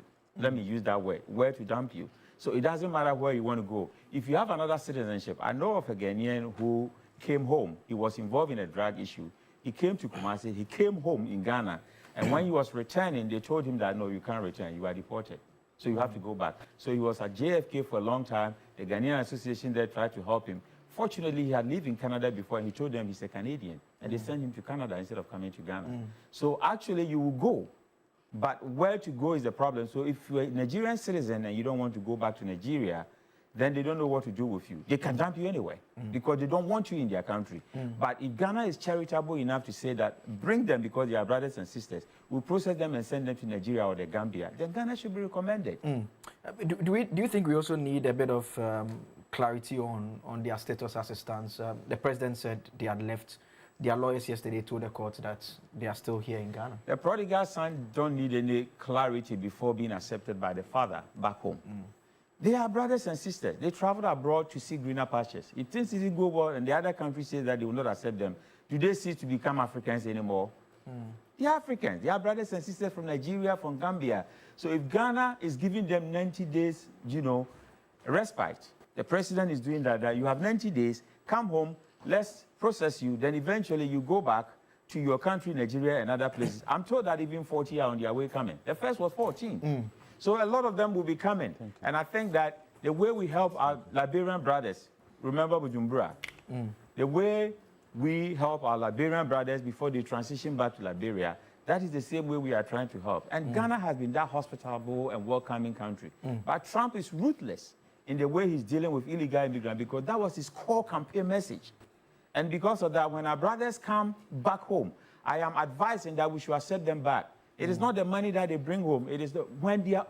So the non-body babaka, when people travel abroad and they come with their body, we should respect them and then help them out because it is not easy out there. Well, finally, Prof, will your views change if you hear the lawyers say that they are being kept in detention camps here in Ghana? We don't have detention camps in Ghana here. Well, I mean, we don't. No, I mean, sometimes maybe let me just change the word. I mean, they are just being kept. We have one. Gantamano Bay is where we have detention camps. That's fair. I mean, the lawyers say that they are being held in a military facility, so they are not basically like there's a restriction. In fact, the lawyers say that they have limited access to them. It's a restriction on them, and they are saying that this is because they've not committed any crime. There's no warrant allowing them to be kept. They should try and see those who are in the Homeland Security camps when you are being processed for deportation. That is not easy for anybody because you are waiting to go home with just your bag, sometimes your backpack, and then the jeans and the T-shirt that you have. You've been wearing that for many days. Nobody cares about that. But I think that in Ghana here, nobody will put you at any detention camp. The government will help making sure that they feed you, making sure that you have water to shower, making sure that you have food to eat, making sure that you have some roof to sleep.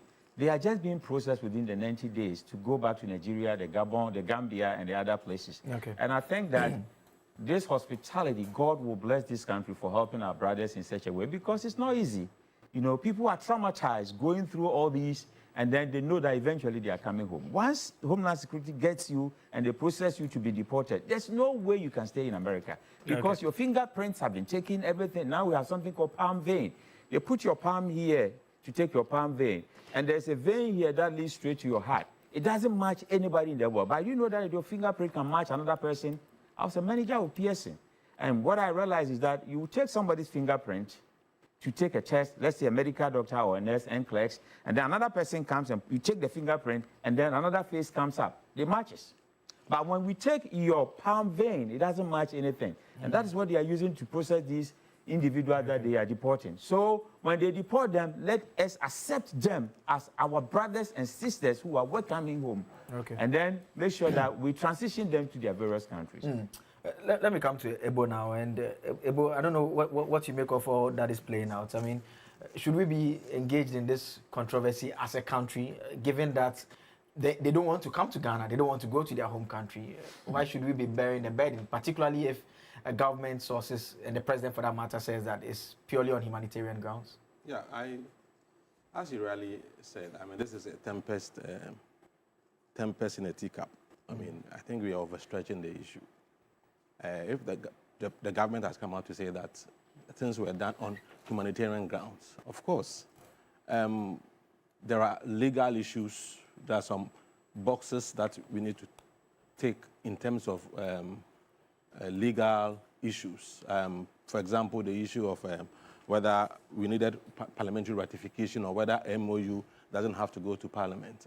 For me, the minister, I listened to the Minister of Foreign Affairs, and it was very clear that per the advice given to him through the Attorney General, this has not gotten to the stage where it has to go to Parliament. So it means that issue of whether it should have gone or has been taken.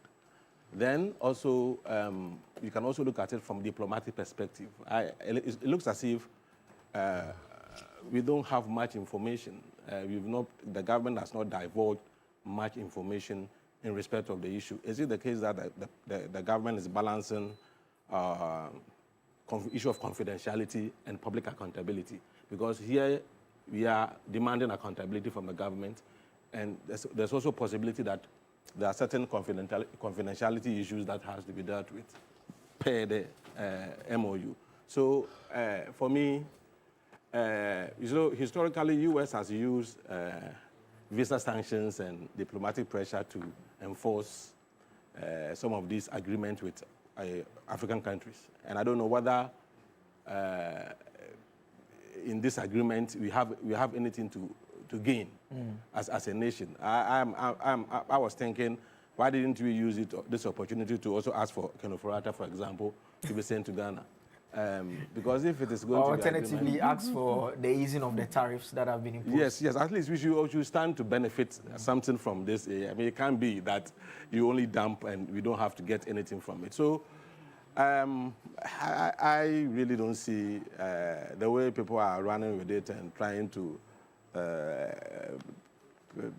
create the impression that the government has done something, has committed some serious sin. I mean, this is something that if it is being done on humanitarian grounds, we need to rather applaud the government for taking that initiative to accept our own brothers from the U.S.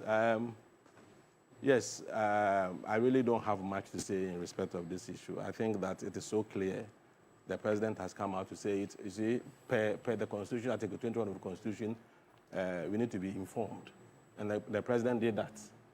And as I said, probably we don't have to know everything about it per the nature of the agreement. So once the president informed us and things are being done, they also have rights. The people have rights to go to court to, to in pursue. fact, they are in court now, and they are simply saying that they are being held against their will. They don't want to be in Ghana. They are in Ghana, and they are not being allowed to move around. No, so, you see, I don't know. Nothing can be done about it because they were given to us to be sent home. Yeah, but the problem here is that here in Ghana, you can't keep someone beyond 48 hours without a court order. They've not been charged. But they are not in jail. Yes, they say they are being kept in military installations. You have been deported. We are processing you to go back to your country, so they have to wait. We are helping them, so they cannot be going to court based on our charity. Yeah, so for me, I mean, this is so clear an issue. We don't have to belabor it. Okay. Yeah. Let me go to AB before I come to Senior next to him. AB, where do you stand in all of this? I don't know what the problem is. The problem that we have accepted our brothers and sisters in Ghana. Is that a problem?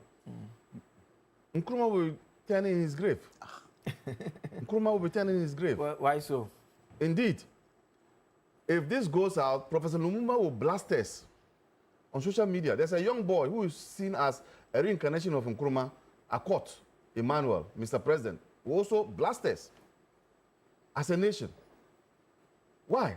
Ghana is the mecca of Pan-Africanism. And if we have our brothers and sisters who need our help and we open our doors to them, who in Ghana is kicking against? I just want to know. Who in Ghana is doing that? They themselves. So we'll get to that. But I've heard people talk about this agreement should have gone to Parliament. Yeah. You know, I'm happy you are very soon becoming a lawyer. You know this often quoted question. All contracts are agreements, but not all agreements are contracts. An MOU generally, it's not a contract, it's not an agreement. It's not. An MOU generally. It's an intention to do something. Except where the contents of the MOU express an intention that the parties will be bound by it. Are you following what I'm saying? Yes, I am. Mm-hmm. So the question to ask is, when you have not seen the MOU, but if you look at the MOU, does it suggest to you that it is an agreement or a contract between, or a convention or a treaty between Ghana and US? Because an MOU on its face value is not an agreement for it to be going to Parliament. I have heard about the Supreme Court ruling and all those things. And see, this is where sometimes when we have bad judgments, we tend to live by it, and it has rippling effects. Do you know that in that ruling, we were told that note verbals, I don't know whether you've read it. Yes, in fact, I actually covered that case. Oh, you have it? Yes. In fact, so at the time, the argument was that there was no any proper agreement, so to speak, that had been signed. Exactly. And that those were the notes verbal, the exchanges that had transpired, which had just been jotted down. Yes. But the CJ Sofayakufu says that provided it imposes an obligation on Ghana, Article 75 makes no distinction, and she places it within the ambit as well. She mentions MOUs as well. Yeah, so note verbals. And you know, if I intend to go to the US, as a citizen of Ghana, you know I can go to the Foreign Affairs Ministry to aid me to get a visa and go to US. What would the Foreign Affairs Minister do? He will send a note verbal to the ambassador. Now tell me, should I carry this note verbal to Parliament for Parliament to agree before I go? You see how convoluted and how overstretching that ruling is. To lamb all other things, note verbals, MOUs, we are living with a bad ruling because at that time it was fashionable to condemn the NDC government. You know? So you could make that judgment, pass that ruling, just because there was then an unpopular government. But today, we are going to live by it. And on the basis that they are in this country, we need to also confine them. You don't just bring people into the country and just ask them to go into the mix up with the people, the rest of the people. Who does that? So they are not detention camps. They are processes that are required by every nation to ensure that the right things are done before they go into their countries. Wouldn't we need some form of legal backing to hold them to the extent that their movements will be restricted? We are not holding them. Okay, let's assume that when they got to Kotoka International Airport, okay, you enter everywhere. Go to Kumbugu. Go to Yape Kusoro. Go to Cape Coast. Go to Cape Coast. Is that not the movement that we are all entitled to? That's what I'm saying. That go to Cape But that's Coast. the movement we are all entitled to enjoy. No. Unless there's a restriction. Wait, I'm coming. Now, government of Ghana wants to process them. Who goes to bring them from all those places? So it's a process. But I am happy that there's a lawyer who is acting for them. But I also want to tell the authorities that it is bad news for us to hear that the lawyers have been restricted from meeting their clients. In fact, they said they've met them by limited access. That's how they describe it, yes. So give unfettered access to lawyers, because lawyers are not dangerous people. Our tools are our mouth. Our mouth and our brain.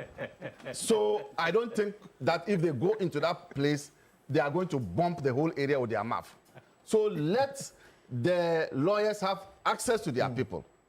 And then when the processes are all gone through, they either go back. They say they want to go back to US. If they win, I think there's a suit there too. Yes. If they win, for now they can't go unless this matter is dealt with and they win, then they can go back. So I don't see a fuss about this. I think that we are a country that has been seen as being in the forefront of African liberation. And that accolade we must guard jealously. Because any Ghanaian who goes out, you are noted for one thing, coming from Nkrumah, Ghana. And if we are hearing this, I'm sad. I saw on TV in South Africa, some South Africans going into hospitals and removing Africans, saying that they should go back to their home country for treatment and not in their public hospitals. Do you think that if we knew that these South Africans would do this today, we would have been supporting them during the apartheid era? We won't. And it is a blot on them to behave that way. When I see a Nigerian, I see myself. I see a Zimbabwean, I see myself. I don't see the difference. In fact, unless you talk and I see the strand of difference in the English language, I don't even see you differently. So why do we want to go on that tangent? And people are worried about we receiving other nationals. That for me is a no-no. Ghana is noted for its Pan-Africanism. Let's continue on that trajectory and let's accept our neighbors. Just a final question before I come to Senior. On the point you made about the ruling, saying that the ruling is bad, I mean, to the extent that that is the current position of the law, is it not safer that we simply comply and avoid any possible litigation against Ghana, perhaps at the Supreme Court for the conduct, if that's the ruling now? I mean, that's the ruling as we have in the judgment. That's the judgment for now. Anytime I'm doing politics and law comes in, politics takes backseat. No matter how bad a law is, it is still the law.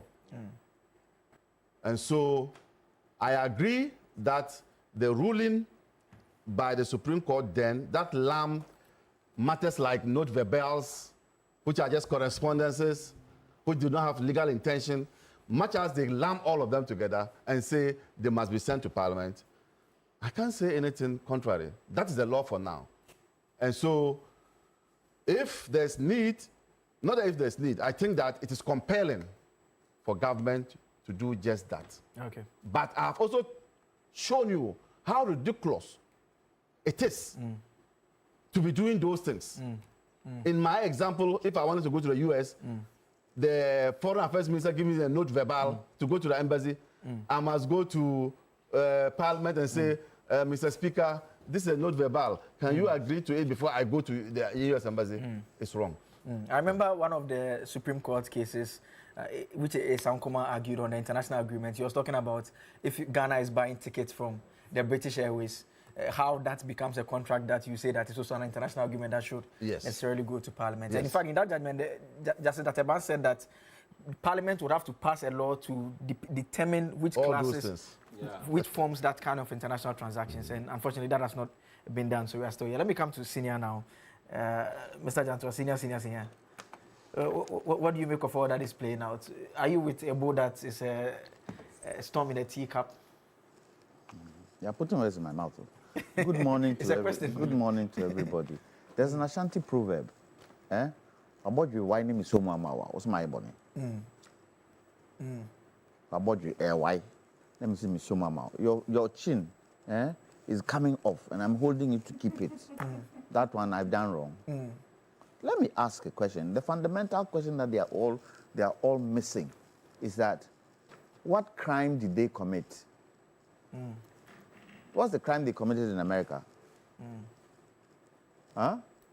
Why have they been deported? Are they not illegal when they live in America illegally? True or false? True. If it so happened that out of all the nation people who have been brought to Ghana, if it so happened that one or two of them had legal papers, will they deport them? So are we saying that the Trump administration picked them up and did no checks whatsoever in arresting them? And Ghana has opened its doors to you, and you're insulting us. We've opened our doors, we made it easier for you, and you're insulting us. You're taking us to court in our own land. Where would they have been if we hadn't offered to bring them? Where would they have been? So I agree with Ebo. It's much ado about nothing. What were they doing in America? I don't think they were trying to work legally. Anybody who's an illegal immigrant will try and hide from the authorities. Anybody. I've lived in London for years, and I see them. Were you also illegal? No, I wasn't illegal. Were you hiding? No, cry. I'm not illegal, cry. Far above illegal. And even going out to places, sometimes they won't go because they are scared, see a policeman, they can ask for your papers and all that. And most of them would not even attempt driving a car because police can stop you, and they stop you, ask for your papers. But you see, the important question, the important thing is that African governments should be able to make their countries comfortable for the citizens to live in, period. That is where the issue is. That is where the issue is. Prioritize the right things for your country to be comfortable enough. Look, when you go to a country like Malaysia, Kuala Lumpur is their capital city, right? When you go to Kuala Lumpur and you go to the other provinces, they are on par with Kuala Lumpur. So there are some people who have lived in other parts of Malaysia who don't even bother to come to Kuala Lumpur because they are comfortable. Today I heard on the radio that doctors are refusing to go to Boko. Apart from the disturbances there, if the place were comfortable, wouldn't people go? But look at our country, Ghana, today. Which parts would you say are comfortable that citizens would like to stay? Accra, Kumasi, Takrady, the Volta region. More the southern part. Because you find that things work within the southern part. But go to the north. People are living in abject poverty. The responsibility is on our governments to make Africa a better place. We are one of the largest continents, aren't we? We have all the natural resources that you can think about in the world. Why are we poor? Why are citizens going through what they are going through and they want to leave? Today, ask a number of young people, give them the option to stay here or the option to go. They would rather be legal immigrants in another country than be legal immigrants, legal citizens in their own country. So that is a blight on us. But I don't see how. We have helped you come, and I agree with President, Mahama. Me, I'm a Panafricanist. I'm an Nkrumah boy. And if Nkrumah were living today, he will open the gates, all of you come. And remember, the borders of Africa were not put in by Africans. The borders of Africa were put in by our slave masters. That's why you get part of our tribes and families coming from other countries. Go to Cote d'Ivoire. Are there not parts of Cote d'Ivoire where they speak Twi? Yeah. When I go to Cote d'Ivoire, I don't speak French. But then some of the people I see, when they hear me speak Twi, they start speaking Twi. Nigeria, part of our Ghana, what do you call it, do not come from Nigeria. Even the Volta, Benin, Togo, do they not come from? So they put the barriers in. So we should be free to move about. We should be free to move around. The treaty that you just passed, the African Continental Free Trade Area, what is that supposed to do?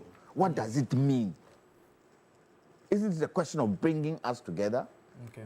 And maybe these people who have been brought, maybe they are trying to find a way to stay in Ghana because they see Ghana is better than where they are coming from.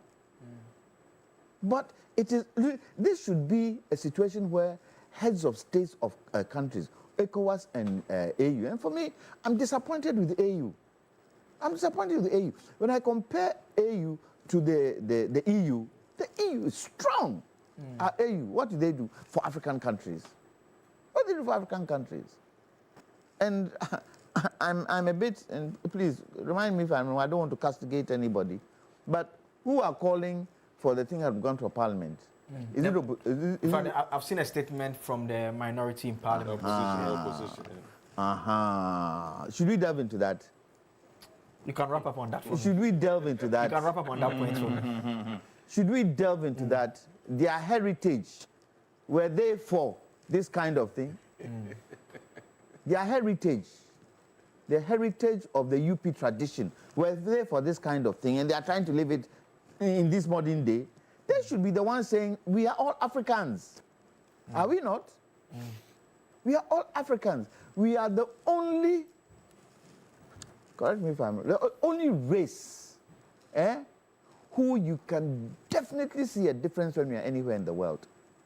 But we are also the only race where we have environmental protection. What do I mean by environmental? Probably it's not the right word. We go abroad, there's snow, it's cold, we can live in it. We come to Africa, it's hot, we can live in it. We can adapt quickly. Anywhere you put us, we can live. Compare us to other citizens. Compare us to Caucasians.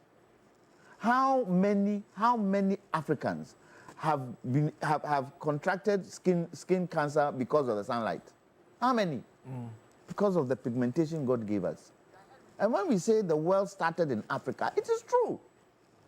We are the original people of the world, and others migrated to other parts of the world. But really and truly, in as much as President Trump is trying to sanitize America from illegal immigrants, the whole continent of America, isn't it immigrants? Isn't it immigrants? The Americans, who did they go and topple out of America? The original owners of America, the Red Indians, where are they today? President Trump himself, is he not an immigrant? Are his people, are his forefathers not from, is it Germany? Yeah, Germany. So in as much as it is a political promise, you should tamper mercy with justice. Or is it justice with mercy? Justice with mercy. And sometimes when you see how they handle people, shaving their hair and all that, it's wrong. Okay. It is very, very wrong. But I don't see what wrong we have done. We have just invited our brothers back home. And if they see us as brothers and sisters, then they should do what is right. So they wanted us to put them in Kempinski, or put them in Labadi Beach, or put them where? Where could we have kept them? The only thing is that... Where could we have kept them? The thing is that we could have kept them there if we had the resources. They are our brothers. Don't talk like that to me. I said they are our brothers, but they should respect us too. Don't talk like that. No, they should respect us. No, we cannot. We have put you in a military enclosure. Okay. Are you eating? To give you security. Are you eating 3 times a day? Are you watching TV? Are you in handcuffs? You are free to walk around. Okay. So they should at least respect our generosity. Let me wrap up this conversation. Prof, I'll let you make the point you want to make briefly, but let me just wrap up with Austin Bracco Powers, legal practitioner, is on Zoom. Austin, good morning. Yes, sir, good morning. How are you doing? I'm very well. How about you? Yeah, I'm following the discussion. It's interesting. Okay. What do you find interesting? What do you agree with and what do you disagree with? Let's start from there. No, I think it's a simplistic manner in which the discussion has been reduced to. Because what informs that? There we go. No, so it's a question about whether or not Ghana should receive our neighbors or not. I think when you double in that kind of argument, you've missed the whole discussion altogether. The question is, has the agreement been ratified? This is what we are all talking about. It has nothing to do with whether we should be receiving our colleagues or neighbors from other West African countries or not. That hasn't been the argument. And I'm not sure anybody has made the argument anyway. But if you reduce that argument into that perspective, then you are missing the point. The thing is that the Foreign Affairs Minister has consistently maintained that this is a mere MOU that requires no parliamentary approval. But this is what we need to know. We need to thank that French reporter who raised that question. Had it not been that French reporter, we would not have even known that governments had arranged or had agreed with the US government to accept other West African nationals. We should thank that French reporter because our own reporters didn't even know. They didn't have that information. We should thank that French reporter. But the thing is Joseph, what troubles me in the whole discussion is the apparent misleading claims from government officials. The president, you remember, during his engagement with the media, said that the deportees had been repatriated to their respective countries. In fact, he said some of them opted to use buses, and they put them on buses to their respective countries. And he said the one from Gambia, and that by reason of the distance, they had arranged with the embassy here so that they can facilitate his travels back home. But surprise, surprise, surprise. Reports and documents filed at the court show that they are being held in a military facility. They are apparent falsehood. And I'm surprised because I heard some of our seniors. The Supreme Court has been consistent, whether you agree or not. The position of the law is that a decision of the court, however bad you feel, is still the law. If you feel there's something to be done about it, then you have to appeal. Or you have to go to court for that decision to be remedied or to be corrected. But you can't sit in the comfort of your room and say it is bad, so by reason of that, I'm not going. The thing is, the government has to do the right thing. The right thing is that so far as it is an MOU, and you realize that Supreme Court has consistently affirmed this from Balfour to Ndebugui and Broja Jimfi, NDC owned Broja Jimfi. The Supreme Court has been consistent. And the message is clear. No matter how urgent and strategic the agreement is, it must come to Parliament for it to be ratified. And the then minority leader, Haruna Iddrisu, in 2017, when Parliament ratified the GITWO II agreement, he reminded government that any agreement entered in the name of government must be ratified. So today, I don't see the hesitation. And my surprise, NDC controls the House. So why are they scared? If they believe, Joseph, in any case, if they believe the agreement is in the interest of Ghana, why don't they bring it to Parliament? Bring it to Parliament. If it is in the interest of Ghana, as the Foreign Affairs Minister claims and as the President claims and as some other leading when the GITWO decision came out, and if you followed closely, you realized that governments changed. And so the case started under the NDC administration. When the new government took over and Shelley Ayokobo traded, then Foreign Affairs Minister, when they took it to Parliament, it was even a closed session. So the issue of the question of whether transparency or not, they could potentially even take it and we'll still not know the contents of it. No, the thing is, Joseph, I'm saying that, the Parliament has a representation of the various, the various groups within the country. So definitely, even if it is a closed session, they will know, the MPs will know that because they are representing that they will know the content of the agreement. So that's what I'm saying, that if they believe it is in the interest of Ghana, they should take it to Parliament, because those representing us will be there. They will know what is going on. But you can't sit somewhere and say it is in the interest of Ghana, yet even when you are controlling the whole house, you cannot even send it to Parliament. I don't understand the difficulty. I don't understand the hesitation. I think they should just come clear. We want the government to do the right thing. The Supreme Court has been consistent on this matter. Bring it to Parliament and ratify it. And I think what we should be advising ourselves, because if the government will continue with this dodgy posture, I think we will need to enforce the Constitution. And we need to enforce the Constitution by going back to court and getting them to do the right thing. The thing is that, Joseph, nobody likes to pressurize government to do what it is right to do. When they know themselves, they know, Abraka knows that this agreement, however you call it note verbal, call it an memo, you call it paper, just call it a one-page agreement. You need, so long as it binds the country to a bilateral agreement, or it brings into force an agreement, legal agreement, you must get parliamentary approval. And the report of the Committee of Experts that proposed the 1990 Constitution, it's clear. They made it clear. When you read their report, it is clear that because of the legal nature of such an agreement, and because government is a continuous business, you must make sure that Parliament ratifies such an agreement, so that it properly binds the government.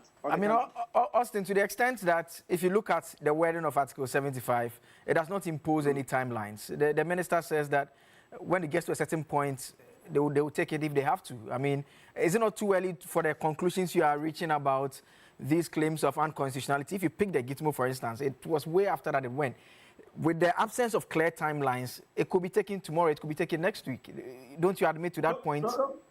No, Joseph, the Gitmo too, don't forget that the NTC didn't want let's stay on 75. Let's stay on 75, because it says the president may execute or cause to be executed treaties, agreements, or conventions in the name of Ghana. Then the 2 says a treaty, agreement, or convention executed by or under the authority of the president shall be subject to ratification by A, Act of Parliament, or B, resolution. There are no timelines there.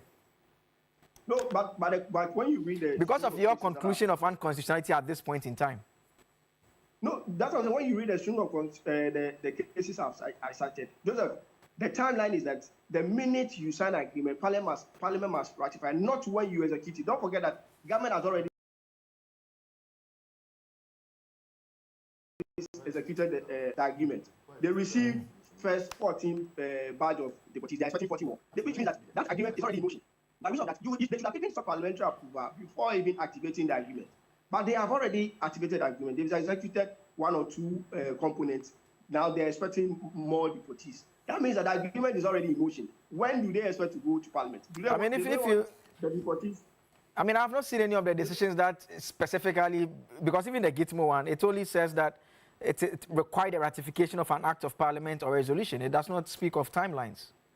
No, so that's what I'm saying, that is your understanding that the ratification must be done at the end of the agreement, or must be done in the course of the agreement, or must be done in the beginning of the agreement. The position is that we know how the Constitution tends to operate. There are instances where it uses prior, there are instances and ratification in its legal sense would obviously mean that it will have to be post the agreement. Joseph, that's what I'm saying, that when you read the report of the Committee of Experts, they were apparently clear. And don't forget, that is the intention of those who propose the intention. That's those who propose the 1990 Constitution. Okay. They were right in their mind that the agreement must be brought to Parliament before activation or execution, and not in the middle of or after. All right. Okay. Thank you. Let me just do quick reactions around the table. Just a minute. Yes. You see, AB first. I'm sorry, Prof. On this matter, he is the last to speak. And when he's speaking, he shouldn't make it look like on this table, the things he's saying were not said. I ended up by saying that. In fact, you agreed with it comes to policies and law. You choose law. I choose law. Yes. And how did I end it? He said they should be taken. Yeah. So why is he talking as if he's the one to propound those things on this platform? Okay. The second thing is that it is not only when an agreement has an interest that Ghanaians can identify with, that Parliament must ratify. Sometimes governments take decisions on humanitarian grounds. How would that be of our interest? These people are not going to come here and give us money. So you should stop talking that they should send it to Parliament so they can see the interest Ghana has in it. What interest? There's no interest in this matter. It is about and that's where our Panafricanism matters came up, and it's sought to belittle it and say that it is too simplistic. Huh? Okay. Prof, your intervention, a minute. I'm surprised by Powers about, he said his understanding and a lot of things that he talked about. Yes, everything has been propounded here. And this is not about NDC or MPP. That he kept saying that at the NDC this and that. You see, we should not deceive ourselves. Morality is always higher than legality.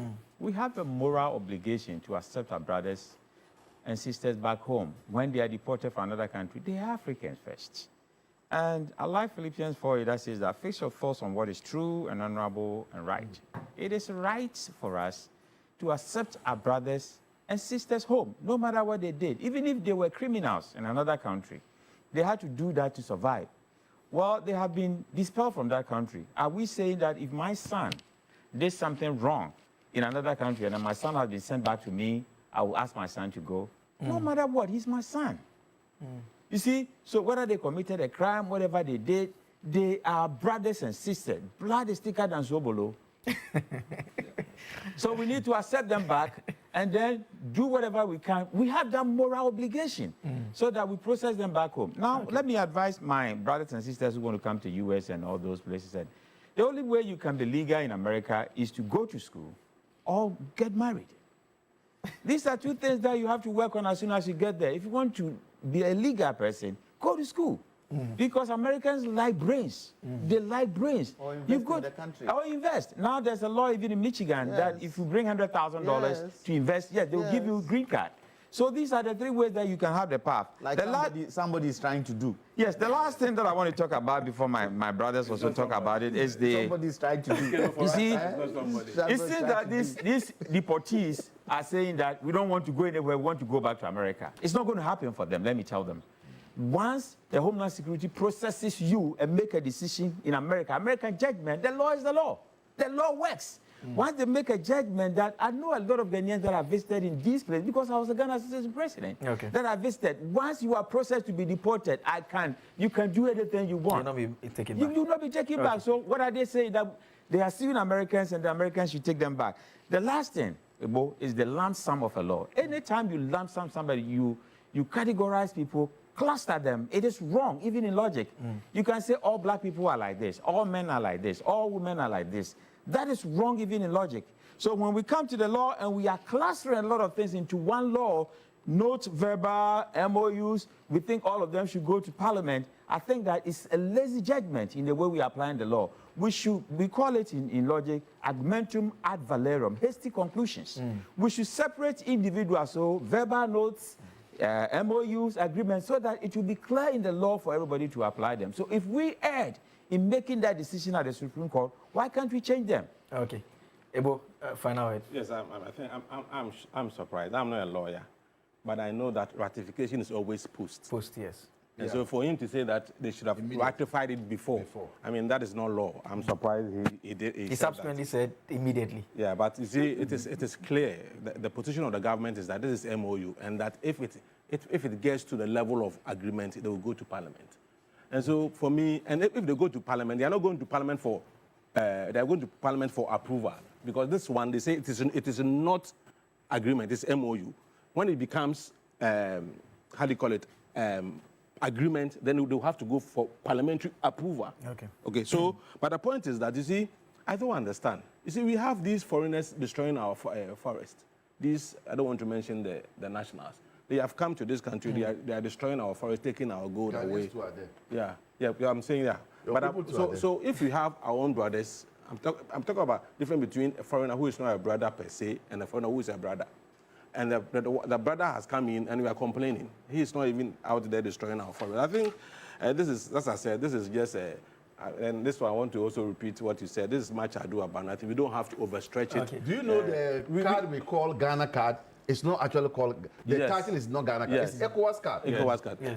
Yes. And we are bringing our people, our brothers, and you are there talking about. You see, Joe, one thing I have noticed in this country is that because of our book knowledge, sometimes we've lost wisdom. We tend to make simple things so complex that we find it difficult to even solve the problem. I mean, this is a very simple issue. I don't think we have to belabor it and make it as if the government has committed heinous sin and that they should have gone to Parliament. And he made a point, which is even funny. You see, they have the numbers. If it's really about going to Parliament, why would they fear? Are you getting it? So it's not about they are afraid to go to Parliament. So that issue has to be settled once and for all. Austin, I'll give you 30 seconds. Just conclude for me, just because of the fact that they spoke first, you spoke, and they've spoken as well. Just 30 seconds, just wrap up. Yes. Look, I think. Oh, no. Hold on, Austin, hold on for me. Let him finish. Okay. Come in. Let him finish. Yeah. I'm sorry. I'm very sorry. Let Senior finish. Let Senior finish. Senior says we can call your case first. Go ahead and wrap up. So Senior has given me a special dispensation. Yes. I said just finish. He said just finish. 30 seconds, quickly. No, Joe, you see, the point is clear. The agreement, once reached with the U.S. administration, must be ratified by Parliament before execution. I didn't say the agreement should have been brought to Parliament because once the moment the executive has the power to reach an agreement with any other foreign country, but once it is reached, Parliament must ratify it before execution. But I'm saying that executing it before sending it to Parliament is a no. That is not the intention of the Constitution. Okay. And you see. And I understand the difficulty in trying to excuse the government, but there's no difficulty. Even the government, their explanation with regards to the delay and why they have not sent it to Parliament is not sound. Okay. They must send it to Parliament and let Parliament sanction it. That is the message. Okay.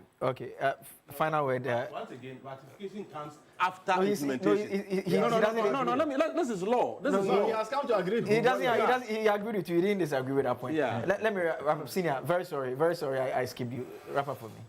In a few days, we are celebrating who? Osajifo. What did Osajifo say? Our independence, I quote, our independence is meaningless unless it is linked up with the total liberation of Africa.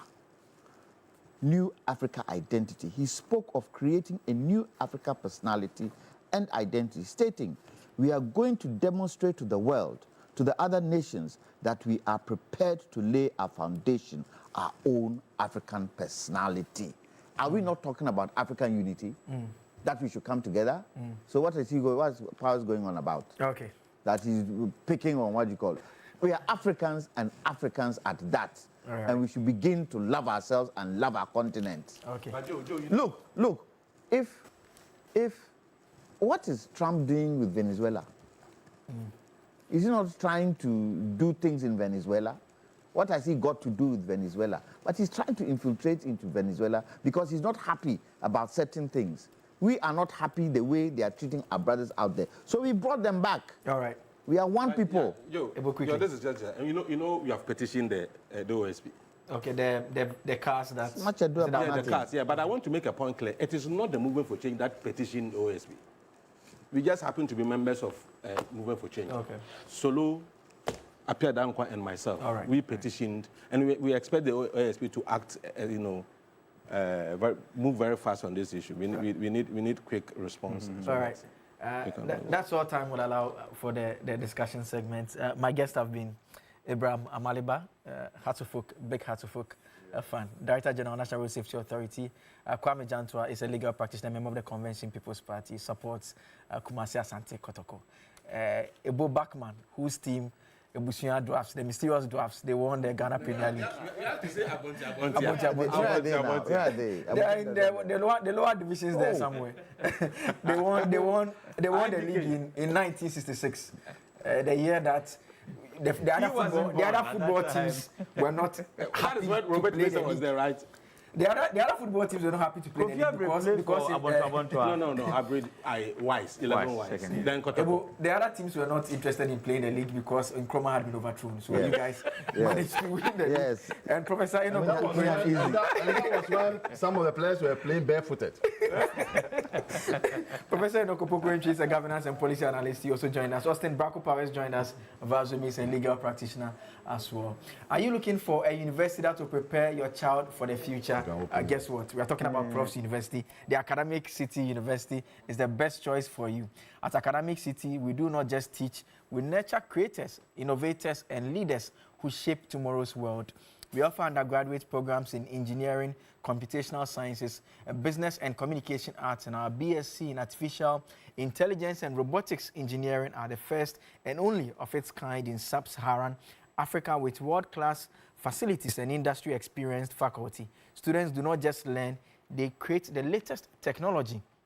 And for working professionals and young graduates, we have got you covered as well with our MSc programs in cybersecurity and data science, analytics, as well as our professional certificate programs. At Academic City, our programs are practical, relevant, and future-focused. You can call us on 026-269-3870 or visit act.edu.gh for more information. Admissions are open now. Academic City, make your mark. We were going to take a quick break, but just a reminder, you can still participate in Cashout by dialing *439# and follow the prompt and pick your favorite. We are giving 1,000 cedis to 10 individuals today. We'll take a quick break. When we come back, we have sports where we'll be talking about the Ghana Premier League. This is the Media Majesty. One-time Ghana Premier League champions. We also talk about the Champions League that took place yesterday. Barcelona will beat Newcastle in England. And Rashford scored 2 goals. Rashford, Rashi boy, 2 goals. We have all of that for you. The man you reject. I'm sure you guys want him back.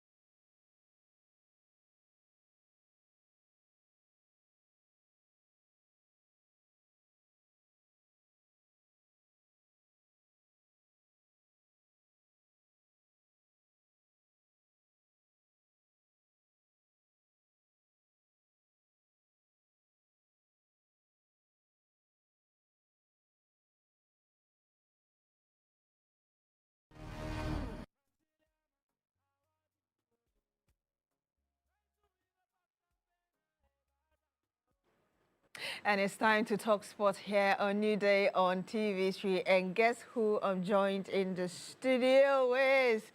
Michael Otieje and the man you've been seeing here frequently as well.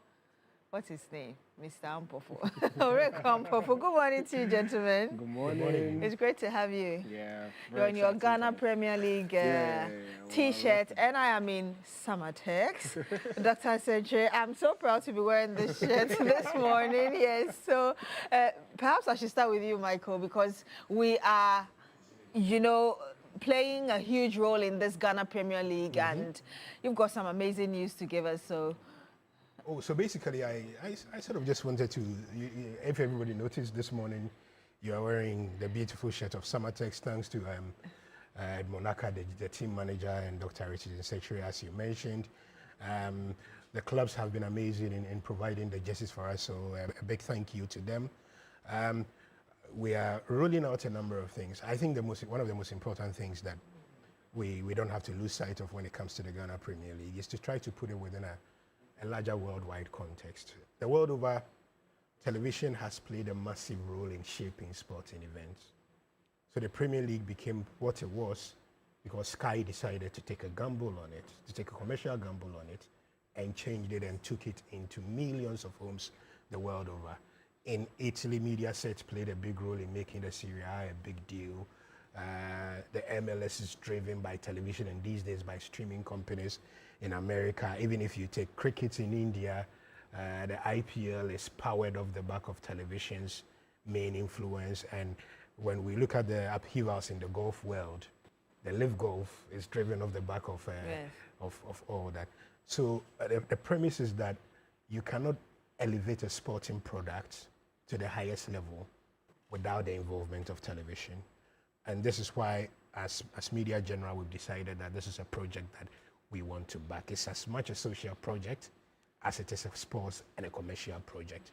So by lending our obvious status as the best television station in Ghana, the one with the most numbers, the one with the best digital reach, over 23 million, and the rest, we are saying that we are lifting the Ghana Premier League to the standards of a sports product that can compete with any. Now, people always say, well, you know, the football and that sort of thing. But first and foremost, you need to convince people that on a Sunday afternoon or a Friday evening, as it will happen tonight, or on a Saturday, they can access the football in an easy way. And that's what we are giving. That's what Onia TV is giving. That's what 3FM is giving. That's what Connect is giving. That's what Akoma is giving. And that's what Onia FM is giving. Also with Adisa Plus, it's also saying that by the way that people consume sports content these days, you could be on your phone and do that. Now, by what we have done, we have ensured that on Sunday when you hold your remote or Saturday when you hold your remote, in the past, if you wanted to watch the Ghana Premier League, where were you going to go? Your choices were very limited. Yes. But now we are saying we've given you options. On a Saturday when you watch a bit of Premier League, when you watch Ghana Premier League. But in the past, all we did was that we left the remote in the hands of foreign leagues and allowed them to control the narrative. Now, we are giving you more options, and that's why I am particularly excited. But it's not just the match day. It's the preview program, it's the review program, it's the lifestyle program. So I'm excited about that. And Oriku is excited about that because for him and his team at 3 Sports, that's a lot of content. I am super excited about it as well because since we started this whole thing, I'm learning a lot more about our local teams, and I'm really very excited about it and the opportunity to be watching when I'm home. Now I know I don't have to watch dead footballs. I can be watching live footballs and be following. And for me, I think the impact is also going to be great.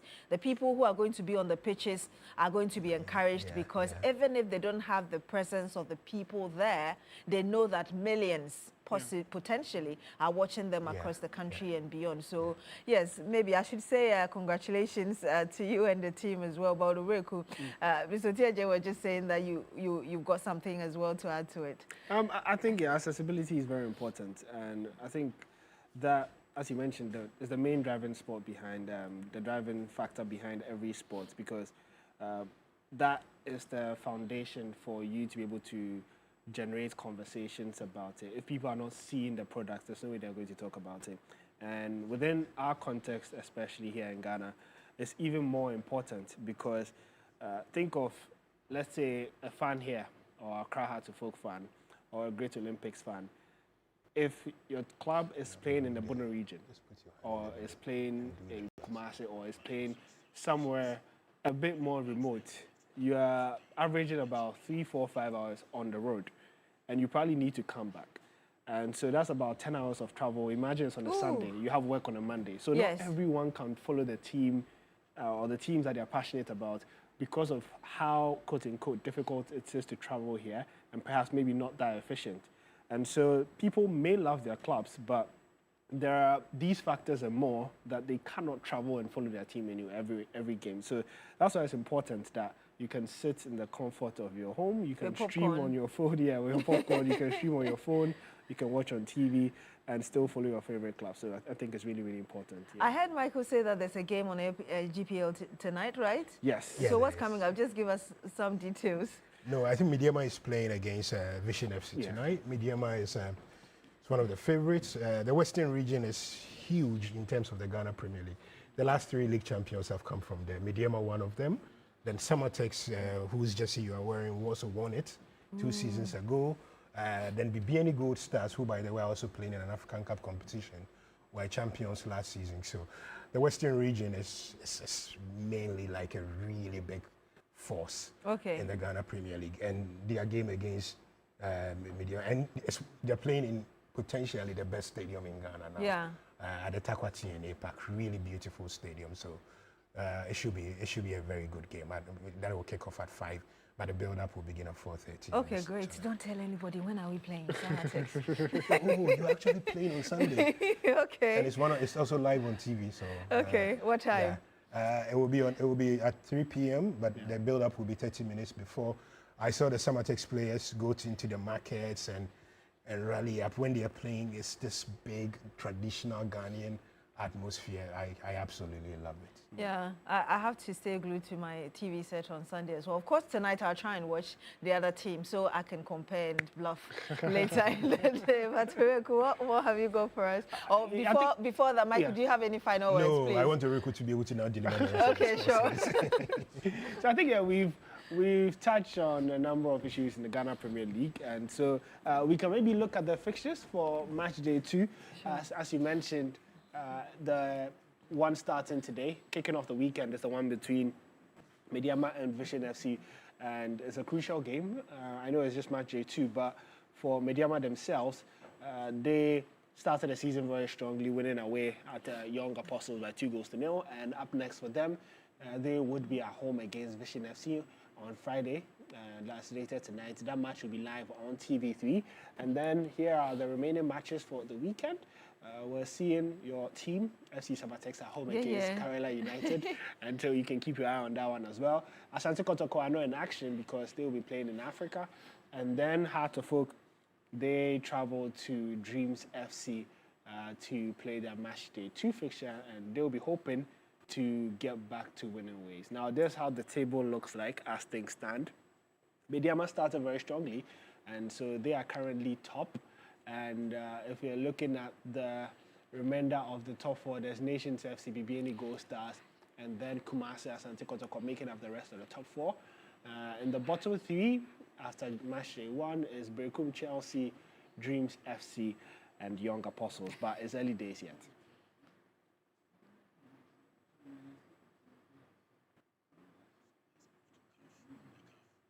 Let's move to the CAF games. What do we have? Yes, and so as I mentioned, Kotoko would not be playing in the Ghana Premier League this weekend, and that's because of the obligations on the continental front, where they have to play against Kwara United on Sunday. The first leg is here at the Accra Sports Stadium, and this is just a preliminary round. And so you have to go through 2 of these rounds. So first leg, second leg. If you win, you go to the next stage, you play a first leg, second leg, and then you get to the competition proper. That's the CAF Confederation Cup, before you get into the money zone, where you get money for each match. And so that's the target of every team. You want to be in the tournament proper, but it's not easy to get there. especially when you are low on, coefficient ranking and all of that. So Kotoko has to play at least 4 games to get to the competition itself. But Kwara United themselves, they've proven to be a very tricky side. They've been on the rise in Nigerian football and are in very good form. They are confident that they can beat Kumasi Asante Kotoko. Yes. Kotoko themselves, they are Kotoko. They also believe in themselves and haven't been in Africa for about 4 or 5 years now. And so they are also quite confident ahead of their chances. And they would be hoping to, get the victory on Sunday when they play at the Accra Sports Stadium. Yes, but I want us to listen to and watch the coach of Kotoko because, like you said, he's very confident that his team will make him proud.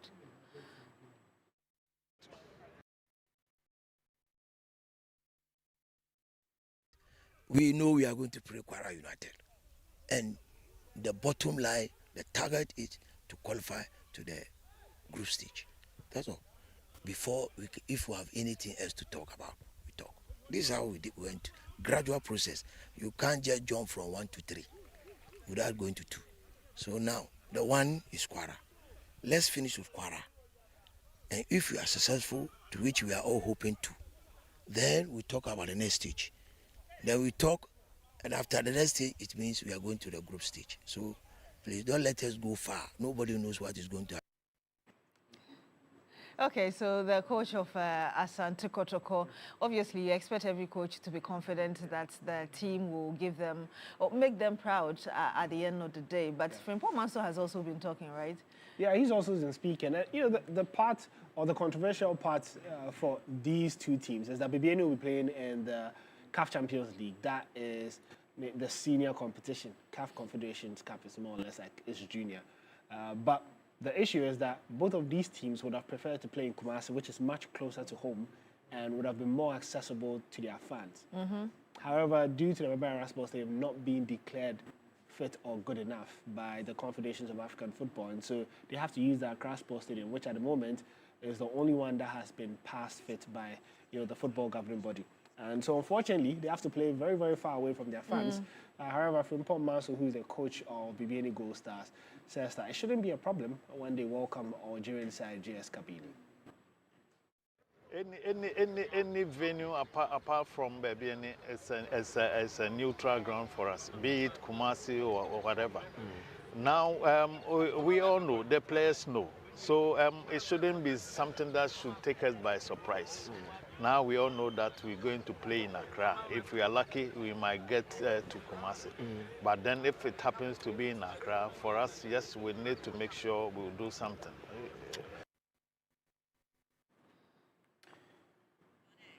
So that was the coach there, Frimpong Manso, also telling us his side of the story, I should put it that way. I think he has a very big weekend. There's BBN in action, there's Kotoko in action, there's Ghana Premier League, and then there's also Rosie Oba, who will be in the final of the women's high jump at the World Athletics Championships. And so there's a lot to look forward to, especially when it comes to Ghanaian sport here and across the continent and the globe. My weekend is going to be so full. Thank you very much, Orekwampo, for bringing us sports. And of course, we also had Michael Otieje earlier. Now, Optima Solar Systems offers reliable solar energy solutions in Ghana, including solar panels, lithium batteries, water heaters, water pumps, and solar-powered CCTV.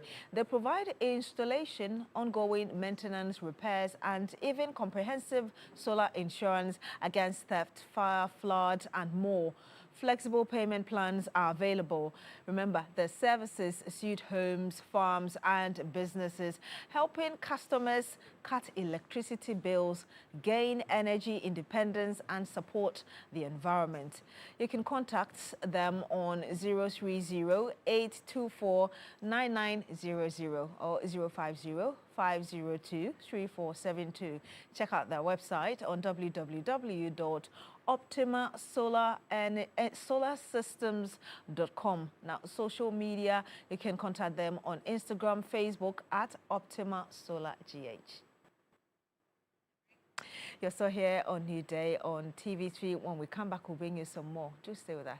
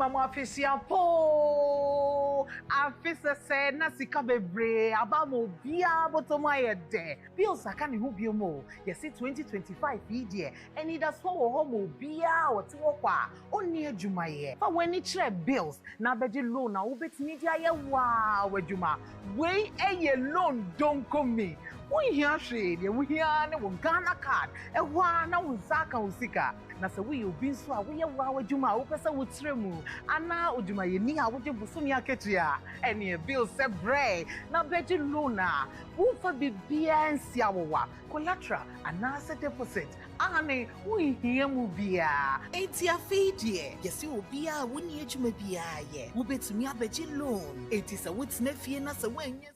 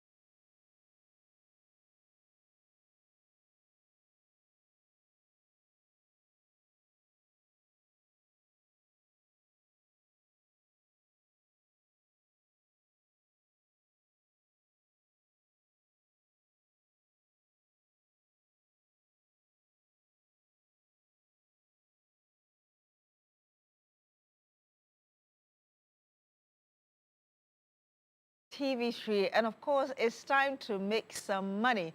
And so you remember to dial star 439 hash, follow the prompt and pick your favorite platform and enter. Of course, your favorite platform being TV3. Number 2, remember that every ticket is 5 cedis. You can play multiple times to increase your chances of winning, even up to 1K. So remember, time to cash out, star 439 hash, follow the prompt and pick your favorite platform and enter. And that favorite platform is TV3 number 2. And of course, we're joined again by Reverend Osei Inti with Reverend Osei Inti Ministries. And of course, he joined us earlier on Wednesday. We're here to continue that conversation that we didn't finish. Good morning to you, Rev. Thank you so much for joining us once again. Good morning, ma'am.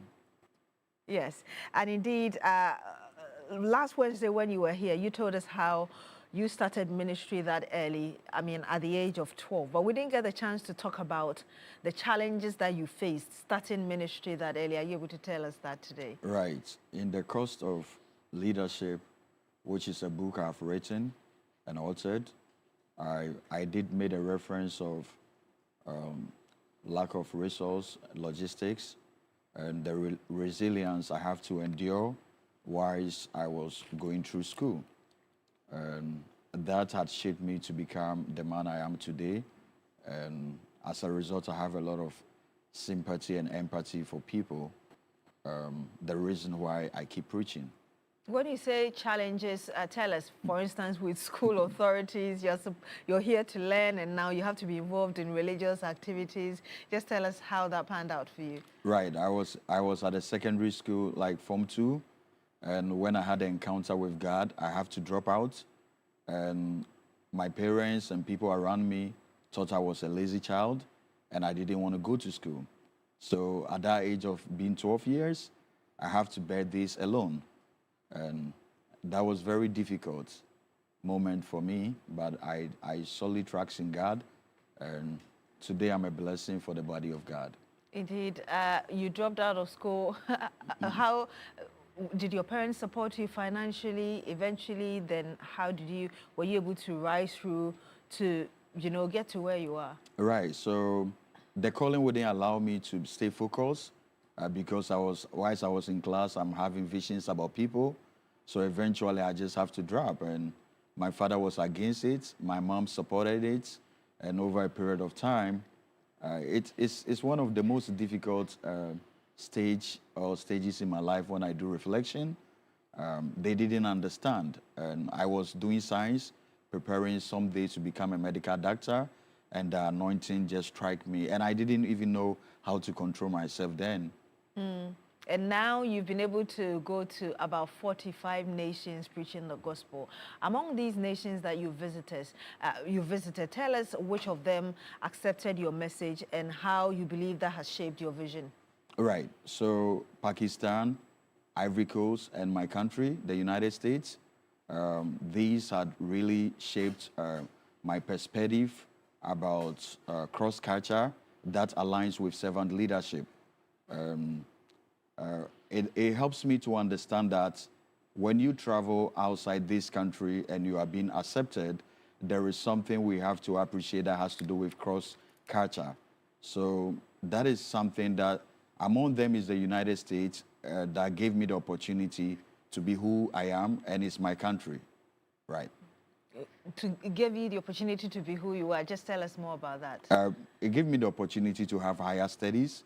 I continue with my education. I was given an opportunity to study, and I was given an opportunity to start my ministry. And the environment was very enabling, adaptable to my personality, which helps me to flow. It helps you to flow. But beyond the U.S., you've also come to Ghana, which is why you're here, and making some investment as well. You're planting churches, and you've already planted some prayer centers as well. I just want to mention some of the areas. Kaswa Papase, we understand, is ready. Koforidia Apasare is at the T-beam stage, and you've begun a mountaintop prayer camp as well. Ashai Osudoku in Agomeda. if you can tell us more about this and the kind of vision associated with these areas. You know, I've written over 20 bestsellers, sold over 30,000 copies over the years. And among some of the books I've written has to do with prayer work, prayer buffer, theology of prayer, prayer works. And these are the inspiration that enable me to establish, especially Shaiwo Sudoku. We used to pray at the Achimota Forest, and we don't have the same opportunity, so I decided to acquire 50 plot of land and to build that prayer resort. So that is